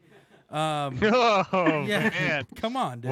What do you just call you? Call me a junto siente. I'm gonna What's that, look like that some up. kind of weird owl? Yeah, it's a butt owl. Yeah, it says it's a butt owl. And so I see these Is that- posts all the times, and he just needs to get rid of all the 12 cars and just buy one that runs and starts driving now. Such a ripper Paco hold would be on. if he Wait, just wait, had wait, like wait. an Let's see what S13 with an Emilio. LS. If I sell 12 cars, I still wouldn't have enough for one. Okay, that might be true. Porque mis carros cuestan $500, That might be true. $800. Because you sold let's say you sell the Aztec for $500. Okay, you sell the Eldorado for $650. You sell the 2 Datsun shells for I don't know $750 a if he should piece. sell that Aztec. Jalopnik just did their yearly article of saying the Aztec was ahead of its time. Mua. Gracias, Aztec Jalopnik. sucks. Hey, mira, Pat, cabrón. A ver, tranquilo. Que ahorita mismo te... Okay, hold on. Here's te a complaint. corremos Seriously, la complaint said. chingada. This is Emilio translating Paco. If I He sell, just said he's going to shoot you with a tranquilizer gun. this is what Emilio says. If I sell 12 cars, I still won't have enough for one because my cars are $500, $800 each. That is very true, except the van. The van is probably the most expensive vehicle you own. $1,000. No, la van le he metido mucho dinero. Mucho dinero. Mucho dinero investido en la van. So listen to this. I read the yearly Jalopnik article on how good the Aztec is, and they do have a really good line that made me think of Paco. They're talking about how Walter White in Breaking Bad drives it. He says, that's why it's so fitting as the right of choice of the pathetic, beaten-down high school teacher, Walter White, before he became a meth kingpin on Breaking Bad. It's a sad and dismal car for sad and dismal people. Chinga tu madre, Jalopnik. Oh, no. Ay, Chihuahua, way. Chihuahua. Ay, Chihuahua. Tu madre. Fuck your mother. Jan, we're not listening to this. No, And no, if no. you are, I'll do that he was trying for it. se lo dije a Jalopnik, no a ti, Sam. Hey, my mother's watching this, so please relax. Hi, with that. Donna. Donna Hola, Gooden is Donna. a saint. All right? Donna Gooden is a beautiful woman. Hola, Donna. Donna watching? Well, the Huh? nice thing is now, guys, hey, we have about 3 translators. We have Emilio, Bastillo, and Mo all translating for us. So we're confirming that it is all accurate statements that Paco is saying. Mm-hmm. Yeah, I mean, I feel like I'm the first wave translator, and I've gotten it mostly right most of the time. This is a question for Pat, my friend Pat. Okay. Why wouldn't you just step back in Pro 2, just out of curiosity? Like, obviously the budget would go further. You'd probably come back gun swinging. You would be great for competition in Pro 2. Why put so much resource into Pro 1? I really wanted to drive Pro 2 this past year. Yeah. Okay. I wanted to refresh my car and like, Why don't you just Like, go Pro 2? not saying that Pro 2 is not a good drivers or the talent's not there or anything, but like, you don't have to have the same level of car to do well in Pro 2 as you do with Pro 1. So I wanted to rebuild my S13, just get it straight, do the best that I could with it, leave the GSR and the supercharger on the V8 with quick change, all that. Make it super simple, size down in tires, take some weight out of the car, because that car had a lot of extra weight just to run the big tires.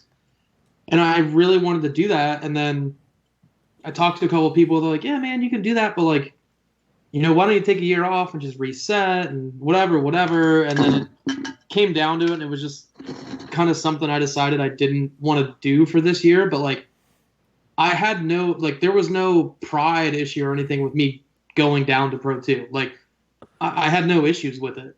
Like, I was going to do it. It's just, I just didn't feel like it was the right move for me to make this past year. And also, if he loses to 16 people in Pro 1, it's like, well, they're really good drivers, and that happens. If you lose to 16 people in Pro 2, you pretty much got to bukkake yourself. Because, you're not going to... Wait, do I mean seppuku? Well, like, to be completely honest, one of the deciding factors of me driving Pro 2 or not this last year was if they ran around at Orlando or not. Because that's where you're from. Wow, very observant. Which we always point out is, probably the worst track on the circuit, which kind of explains, I'd say whoever helps run all the local events there should probably help them because they do a really good job. It's you, Pat. Pat's. You do a good job. No, I don't know how to take that. Yeah, isn't it confusing? Mm-hmm. How do you But no. feel? How do you feel about all the criticism that we give to Orlando on the show? Because you obviously that's your home track, man. What do you think? I mean, yeah, it's a beat up old track, but like But so is Wall. But Wall has some charm. Wall does not have any charm. You heard that, Wall? You heard that, New Jersey? Pat just called you a bunch of bitches. I used to hate boy. Wall until 2015. I somehow figured it out. Like I figured out how to drive it, and I was like, "Oh, favorite track." Not really anywhere close to my favorite track, but I just figured the bank out, and I was like, "Oh, this place doesn't suck as bad now." Yeah. But no, I mean, OSW is just an old track. The oval track, it doesn't really get used. Like we use it for drifting, but more so we do our events on the skid pad, and we do run groups on the skid pad, and then pretty much allow open grid on the oval track. And it hasn't been paved in a while, and it's a little bit rough, and it's super difficult for the owner to spend any kind of real money on the oval track. For one event a year. Nothing's going to come back out of it. Right. And actually, that's my favorite aspect of it is how rough and weird it is, and the cars go flying over the whoops in the middle and coming off the banks. Like I think that's what I enjoy most about the track. Yeah, I just think I hated it from a media guy's perspective of trying to shoot it because it was always a bitch. But now that I'm kind of out of that game, I don't really care as much anymore. But and the heat, the hot, shitty it's heat so is hot, rough. dude. It's so hot. Like, but also the two biggest events that the oval track puts on is a thing called Crasherama, and it's figure eight school bus racing, boat trailer racing. They call it the thing called the chain race, where they chain 3 cars together. I wish they would do that the Sunday after FT because I would almost fly into town just to see that. I know they do some stuff like that at Irwindale, but it's probably not the same as Florida because Florida just got all you weird swamp people, and you guys just go hard. Yeah, so they do all that, and it's like, damn, like, why do we want to put all this money into this oval track to make it super nice? When a boat is going to be dragged, 40-footer is about to be dragged upside Right. down for a mile. Yeah, and like they have a jet car come and just literally burn the asphalt. So it sucks. I hate Crashrama, but then No, you love it, dude. no, I love watching it. It's hilarious. And I raced a school bus one year. It was the scariest thing I've ever done. Yeah, what do? Do you just bolt a bucket seat in there and harness and pray to God? Like, do you Hardly, dude. They made fun of me and kept calling me a pussy because they put harnesses, a stock school bus seat, like driver's seat with harnesses in it. And I made a stink because I was like, yo, I want harnesses. Like, I'm not going to race a They usually don't run harnesses? No, dude, they run the seat belts. So I'm sitting there. Oh, I'm in no. this. And there's no School neck bus. support, of course. Like, they're just Dude. regular. I have my Hans on, my helmet, my gloves, my driving suit, everything. My harness is strapped down super tight. And I'm just sitting there, and I hear, like, you have to, when you pull up, you turn all the buses off. Because Yeah. it takes, like, 5 minutes. You turn the buses off, and you're sitting there, and I'm like, all right, like, I really don't want to do this. I think I'm going to drive off. I'm a little too nervous. And I hear, hi, man. Hi. And I'm like, what the fuck is that? And I can't turn my head because I like super far because I have my Hans on. So I click my Hans off and I look over. The dude next to me, he is wearing like a white a t-shirt that was white originally, cut off jean shorts, like some like Payless shoes with high socks, normal seatbelt, and a dirt bike helmet with no visor. And I was like, I look at him, he goes, Hell yeah. you did the drifting demo, right? And I was like, uh-huh. And he's like, man, that shit's badass, man. Hell yeah. I can't believe you're out here racing this bus. And I was like, yep. Put my Hans back on. I was like, I'm gonna die. This is how I die. Here we go. And luckily, they say if you get a flat tire, you're supposed to stop because it'll tear the track up like they give a shit. Yeah. Luckily, I got a flat front tire, so I got to stop the race. And because that was one of the scariest things I've ever done in my entire life. Because there's people that are out there that I'm sure this is how I'd act too, as long as I had enough safety equipment, is as you're like doing it's called cross racing or X racing. I forget when you Figure eight racing. when you're doing figure eights. Like I would just rip the back half off of anyone I could. Like that's the goal, Yeah. right? Like you Yeah. T-bone people. Like Pretty when you're on a much. school bus, at least. Like you got all your weight in the front, and the middle section is just some weak sheet metal. So I just go for that midsection, just trying to knock people around. Yeah, it was not fun. I did not like it. I did not like it. Oh. Paco, do you have any other hits before we hit some Instagram questions here? Pues sí, pero Here we es go. muy Pussy Perro. complicado. All right. Pussy Perro, go on. Okay, go ahead. Pat, Pat.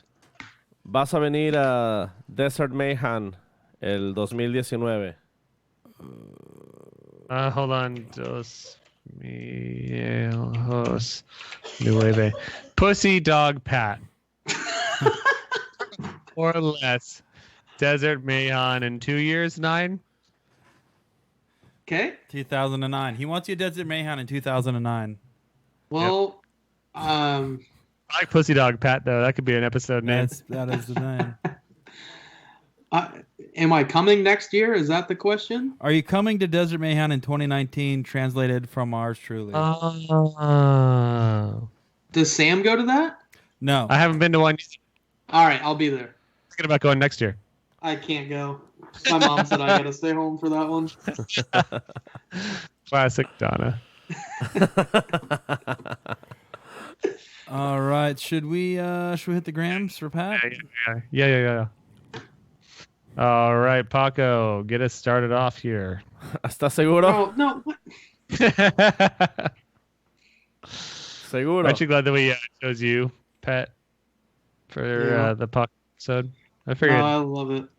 Figured you would. Yeah, it's great. A little baby boy named Geoff Stoneback. As lime flavored White Claw or Jameson shots. That's a tough question because they're both bad. Lime is my favorite. Ey. Limón y toronja. Oh my Los God. mejores. Throwing empty White Claw can. Oh, so I don't know if you noticed this. Paco doesn't drink so much, but when we get 1 or 2 White Claws, he turns down. He turns up. Now I do the lime White Claw. Jameson whiskey is not good.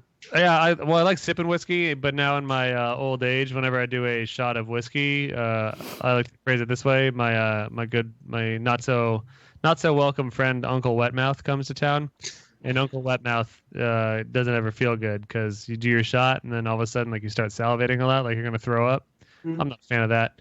So yeah, lime White Claw is more 32-year-old Sam's drink, and then. God, you're only 32. You look 42. Yeah, that's kind of the cool part. I used to do interviews with this little bitch named Pat Goodin, and that was really tough on me. Follow-up question from Geo Stoneback. Favorite Kid Rock song? That's a great question. Cowboy. Yeah, obviously that's not. Yeah, because he likes reverse cowboys, so with his buds. Good. Okay, yo. Oh, whoa. We got a third follow-up sorry. from a different Geo off. This All is right. Geo off Drifts. Burger or dog? Burger. Wow. That sucks. Wow. I mean, All right. ¿no sabes en qué programa estás? Paco Unless, says, Paco burger, just said- unless Casey is making it, then Oh. a dog. "Oh, good call. Yeah, okay. that's the truth." If it's a Haas doggy, I'm about it. Oh my God, right here.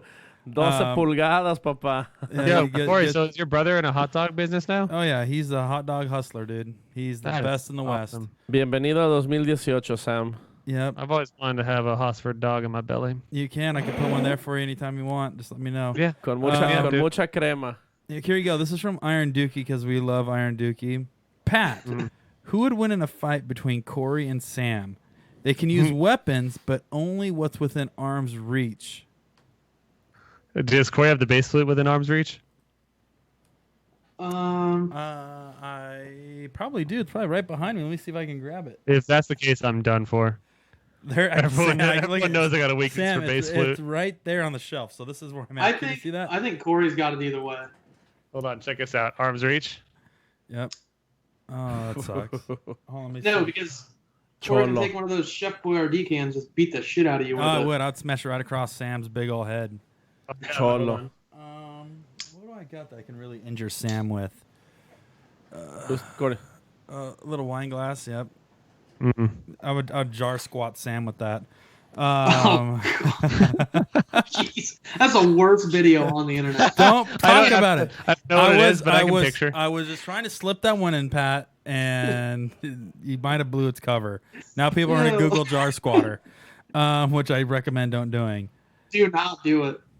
Don't do Okay. it and don't watch it. Okay, here you go. Bad Apple Motorsports. This is Simmons our and good friends, Chat Bad said, Apple Motorsports. Hold on. Julian Simmons in chat said, Corey, we use Turk's trophy, and if I inhaled a piece of that carbon fiber and like hit my lungs, and it'd give me some form of lung cancer in like 10 to 20 years, that would be a long con. Good joke on Corey. Yep. Here you go. Bad Apple Motorsports, friends out here from Arizona. What have you missed most about FD during your time off? Are you going to do it for Dell again in 2019? So it's a two-piece question. What did you miss most, and are you doing it for Dell? I always do it for Dale. And what did I miss most? Yep. I mean, I really enjoy, like, even when my car was a piece of shit and falling apart, I would still, like, pull up to the burnout box and clunk my car into gear and be like, oh, that's cool. And then start just doing donuts. Did you say cluck it into gear like a chicken cluck? Yeah, I'd cluck it into gear. Okay. No, I'd clunk the dog box into gear and, like, start doing donuts and just, like, I'm like, oh, this is sweet. Like, Best feeling in the world. this is super, like, cool and also hilarious that, like, I'm getting to do this right now. Those, I'd say probably that was like the height of your run for the most part. Like from there it was all downhill. I'm really good at warming my tires up. Yeah. Not as good as Jonathan Castro, though. Yeah, that guy goes hard. That Also- dude, Jonathan, if you're watching, stop warming your tires up for so long. I'm trying to think of who goes the hardest in the burnout box. Castro, Castro Jonathan, does go hard. Jonathan will warm his tires up for no joke 10 minutes. Yeah, well, he has to make sure they're fresh, dude. You'll just be sitting there like, you'd be like, okay, cool. The The first time that Corey has to go into battle, I think that's what he's gonna do, so he doesn't actually have to. He's just gonna do burnouts in the burnout box for 15 minutes, and his tires pop. Like, sorry guys, that tire failure. Guys, that's not funny. Okay. Because you know 'Cause why? that just Let me blew tell his you plan. why. Hold on. Do you know why, Pat? That you would respect this. Do you know why I would do that? Why? For John Forrest, dude. So back the fuck True. off me. Back off True. me. I always wanted to like warm my tires up, and then like, you know how everybody like they'll do their donuts and they'll stop a little short of the line and they do like a rolling burnout Yeah. to the line. Yeah. I always wanted to do that, but then go like Do the full 60, pole. 60, 70 feet past the start line. And reverse back And then to stage. Have Tommy run out like super fast and stand in front of me and be like, Yeah. Yeah. Line you up on the line post. me back up. Dude, Yeah. see, I do it for the Forest, dude. So when I do my long burnouts, John Forrest in the early 90s, dude, he would do burnout a full quarter mile and then back itself back Yeah. all the way back up. Sometimes you got to. I would say do a second gear burner all throughout the entire track and show back up at the line. Like just sound like you're laying down your strip. Laying down my strip for extra grip. That's not illegal. Vuelta completa. Welcome La Plata. Okay, yo tengo la that's pregunta. funny. Yo, Okay. yo. Yo, So we got Paco. a good one. You got one, Paco? Sí. Esta es del usuario Taylor Hull 82. Oh boy. Taylor Hall. ¿Por qué es Kyle Busch tu piloto favorito y por qué te vas a tatuar un 18? I don't know. I heard Kyle Busch, and Tu piloto favorito. that dude's a little bitch. Whoa. Okay, translation. This is from user Taylor Hall. Why is Roddy Bush your favorite driver, He is and when are you not getting an in 18 by tattoo? any way. No. His brother's cool, but Kyle's not. Kyle Busch is one hell of a stock car driver, but that dude is miserable. How do you feel about Joey winning? There were That's a 2 other 50-50. people I would have rather won, but Yeah. Who is I don't- that? I don't hate Joey. Who would you have rather seen win? Kurt or Truex. Or not Kurt. Yeah, Kurt or Kurt or Truex. I thought Truex was kind of a shit talker. Not like Truex. This is a question from Pistonhead Productions. Is it true that you were the foot model for the Frodo in Lord of the Rings? That's pretty good. Good job, Jacob. Get him, Gittins. Nah, I have cute feet. Yeah, I've always said No. that. Thank you. No. Was that when we showed up and Pat was walking around barefoot in St. Sí, Louis? en San Luis, ¿te acuerdas que andaba corriendo sin zapatos el Yeah, güey? he had his shoes missing and his tiger claws were hanging out. Le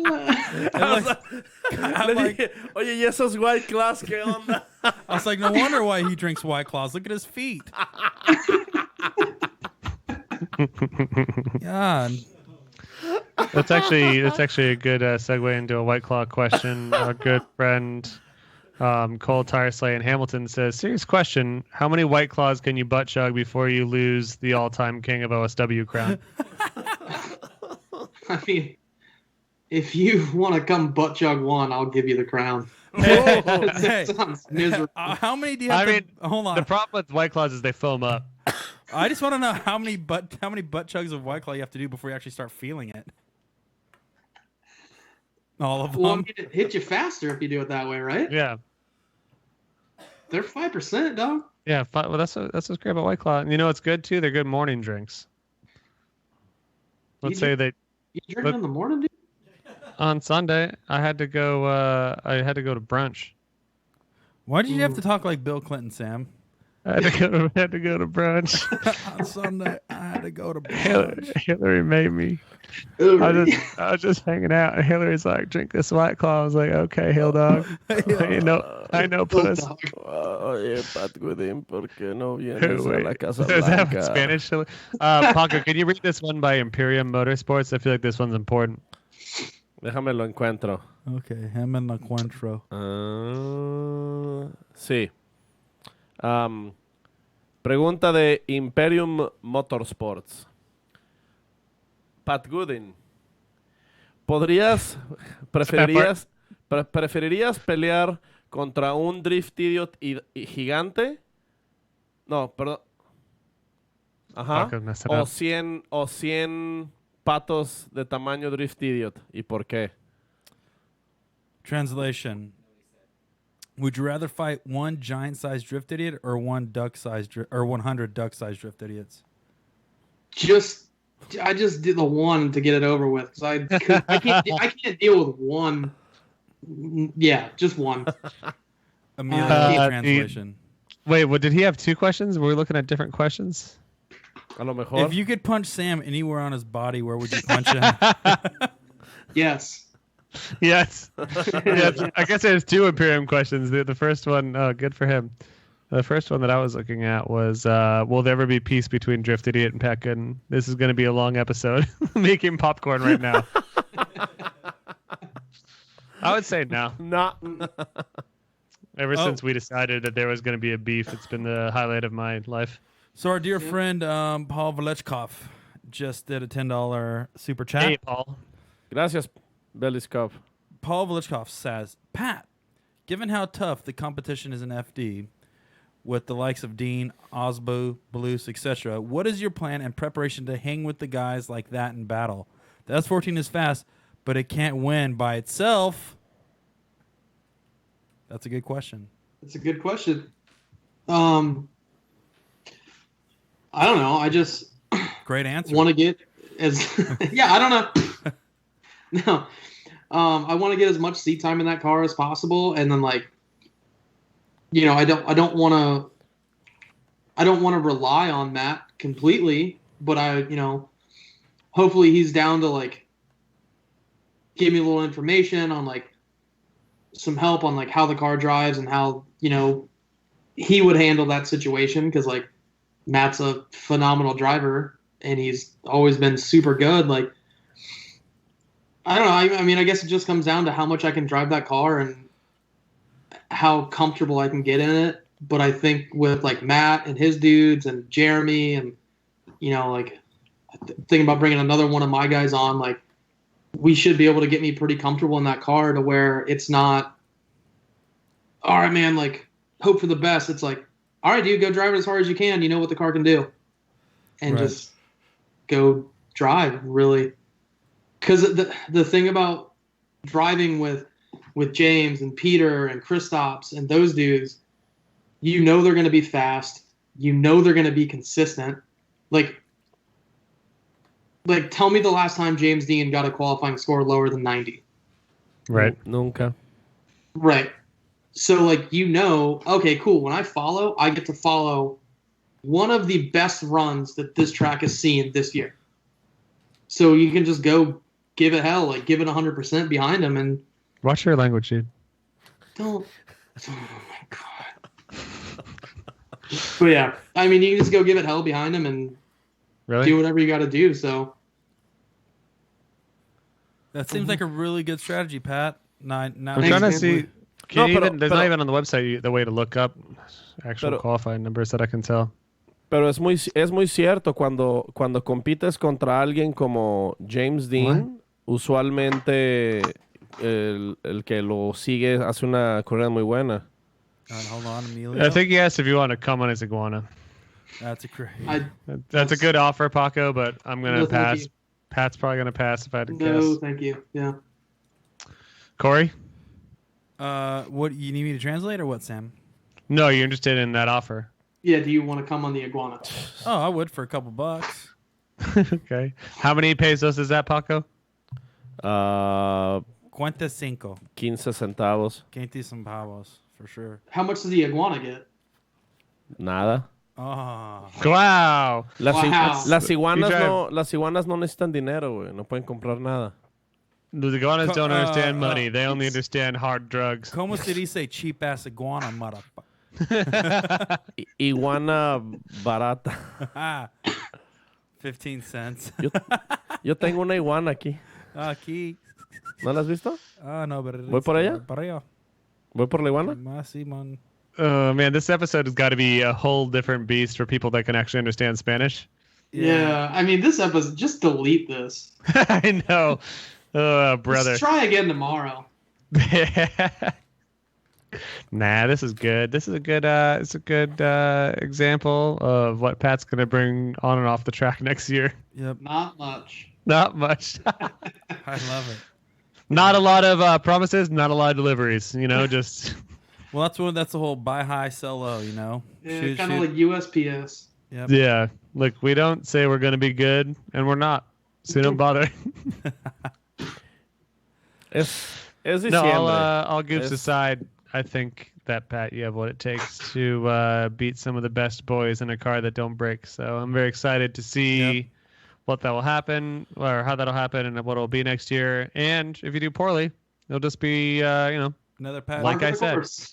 yeah. Just no, but that's gonna be fucking sick to see you driving again. I'm really excited. You're one of my favorite drivers, and just going through the pits. And all I'm gonna do, I'm gonna walk through the pits. I'm gonna do one of these, and then that's gonna mean fuck you, Pat. So when you see me do that next season, you know what it means. All right, well, I guess before we lock it up, we just got another super chat. They always like to do this at the end of the show. These little bitches. Just kidding. K-Bob 1121. Thank you, buddy. We appreciate it. Is it true you solicited a complete stranger into FaceTiming you so you could watch the Homestead NASCAR race? Yep. What's I the story? definitely DM'd him and I was like, "Hey man, are you watching the race right now?" And he goes, "Of course." And I was like, "Are you at home?" He's like, "Yeah, weird." And I was like, "I'm gonna ask you the weirdest thing a stranger has ever asked you before in your entire life." He's like, "Okay, what?" And I was like, "Will you FaceTime me so I can watch the last 20 laps of Homestead?" And he goes, "Yup. What's your number?" And I was like, "Hell yeah." Did you And guys shout it out, or you set his phone down and you sat in bro silence watching the No, laps? we chatted it out. How did you see he was doing the race? Like on Facebook or something? Huh? How did you know this guy was doing the race? He was DMing me about the race. Oh, and you're like, We talk about NASCAR stuff, yeah, you guys got to Yeah. stick together. real man stuff. Real man stuff. Paco, I know you have a lot more questions for Pat, but I'm not sure if we can handle that right now. A lo mejor Corey, no. anything else? No, I'm excited for Pat Goodin. Thanks, man. PatGoodin.com. PatGoodin.org. Tub Pat, Jar Pat, Goats Pat, Lemon Pat. lemonpat.org. No, I'm just a big fan of your work, and I'm Thanks, excited man. to see you out there. We'll be egging and rooting you on. I'll be in your pits talking on your radios to the point where you said I need to turn them off because I'm killing all the batteries. During the Where whole was that? That was in Texas. I never seen Pat get so mad before, but I was literally standing next to Pat's girlfriend. And I had the radio on, and she had the radio on, and I was talking to her through the radio. And I see Pat storming around in the pits, and he comes over and he's like, "Can you just turn off the radio? You're wasting all my battery." And totally lost it in the pits. I don't know what was going on, but you were definitely. Well, we had 3 radios that barely worked as they were, and like they would consistently die by the end of every day. Yeah. And I walk over and there's a big old giant hot dog talking on my radio. I'm like, "You're gonna kill my radio!" By myself. I was like, "I need to hear all this interesting information that she's about to tell me about me driving bad." Yeah, that was my strategy, was actually to kill the radio so nobody had to talk to you. But, Guys, in a perfect world where 2019 we have a halftime show again, and we have like all of our segments, like we have our top moment of top 16, we have like our drives predictions. Can we just do a segment of how's Pat doing? just update Mad about everyone. radios. Just update everyone on Pat. Like, all right, everyone, here's our halftime show Pat moment of the weekend. And it could be Pat getting mad about his radio batteries. Hey, There's a lot of good tengo stuff. una pregunta rápido. De hecho, dos. in Max YouTube. 23653. It's a lot of numbers. Matt, is that how old you are? You an immortal, Max? If I bring a case of White Claw to FD Long Beach, will you shotgun with me? No, I'm not gonna shotgun a White Claw. What? oh, Yeah. whoa. This guy used to be the king of spring break, and now he's the king of nothing. Wait, hang on, Sam. I think you remember at Grid Life Atlanta, I got reclaimed as the king of spring break. How did that happen? The beer pong, or the flip cup, Flip cup, yeah. because we played flip cup, and you guys wouldn't let me be on the RS team. You're like, "Oh no, we're undefeated. We're gonna play on our team." And I was like, "All right." So I went and played on the other team, and me and Chelsea were anchors, and I beat them, and I said, "What up?" And then I flipped the table onto you guys, and not realizing how many full beers were all over the table. Beers were very hard to come by that time. And Like those were all we needed to continue for another couple of games. Yep, and I moistened all of you. Yeah, which is And useful. Forsberg, I think, got actually a little bummed. Yeah. Not mad, but bummed. Bummed. Because I've never seen him full on mad. But he was close. He was close. He flipped it back over and goes, "We're playing again!" And then I beat you guys again. And then there was some cheating there. But. there was no cheating. It was just you not being good at what you do. And we're walking away. And man, I think it might have been you, Sam. You said you really are the king of spring break. I doubt I would have said that. And then you said somebody's got to jump through the table, and I was like, "I'm not jumping through no table." And then Chelsea looked at me and he goes, "I got you, dude." Yeah, and then Chelsea did a flying elbow or something. Because when you're the king of spring break, you have other people do your work. Yeah, for you. your serfs, your peasants. Right. Peons. Our good friend of the show, Adam LZ, is in the chat now. Says, "Pat, can you spot me if I run Pro 3?" I got you, dude. He's got cool. Got you, dude. Yeah, I'm wearing my newest sponsors T-shirt right now. He's running an LZ. Luscious Oh. Ziggurat. My face. Good. Yeah, I'm actually just driving Adam's S15 next year. It's just a whole elaborate prank we're pulling at everybody. That's a good goof. That's a nice. Que Adam's chingones. S15/year S15 from days old. Yeah, jokes on everybody, especially Adam, when I show up to Long Beach and go, "Oh shit, I can't drive right-hand drive," and it just hits the first tire wall. I mean, well, Adam is saying it's still your S15. Uh-oh. Well, Just I mean, sounds like it's nobody's car. it's nobody's car, man. It's up in the air. Make sure you tell Pat you can't hide money. Referencia de Rápido y Furioso. So we have this whole joke about like can't hide money because when I hit it big in Vegas, I don't know if you guys knew or not. Big winner on the slots. SEMA? Yeah. What happened? I won $1,600 on the slots, dude. How much? Really? $1,600. My Single Lord. pull? Multiple pull? $3 max bet. Which machine? I don't know. Won it What hotel was that, Adam? The one that was across from the Aria or something? Not the Aria. I don't know. We went over there and I just max bet. and Which I won machine, some- dog? I don't Michael know. Jackson? I can't tell you, man. It was some Leopard cheap one. Kingdom? It was the cheapest looking one that I saw because I thought that reminded me of old Vegas. God damn it. Yeah. But then we started this whole thing about you can't hide money. And now anytime we see Adam, anything he says, we go, well, can't hide money. That's a good Mhm. point. That's a And great it point. is the funniest thing in the world to me and Tommy. That's showbiz, baby. That's showbiz, baby. All right, Pat. We're going to wrap her up now. We want to thank you. We want to thank our sponsors as well. That would be AM Intakes. Paco, why don't you take it from here? Muchas gracias a God. AM Intakes por el soporte y el apoyo que nos han brindado todo este tiempo. Faster. AM Intakes, el tipo de intake que Faster. quieres Go para faster. tu Talk carro. faster. Gol. Sorry. What Eh, did you just say? What did you say? Así decimos en México muchas veces cuando nos No, lo equivocamos. siento, motherfucker. Perdón, Samuelito. Can you do? Yeah. Can we actually? I want to have Paco do for the ending segment. Do one of those commercials where it's half Spanish, half English, where it's a Yes. hybrid. No, los odio. Yeah. En el otro programa, porque Yes. no puedo hablar inglés ahorita. You got to split it up. En el siguiente. See, sure. Siguiente programa. Yeah, do it. Próxima semana. So we got to thank. We still got to thank Motegi and Nexon. So go ahead. Motegi, muchas gracias. Motegi Racing Wheels. Las Add a little more passion to it. The sponsors Motegi are going to Racing- drop us if you... Me estás presionando mucho, coño. Carajo. One more time. I don't understand any of those words. Just make it sound sexier.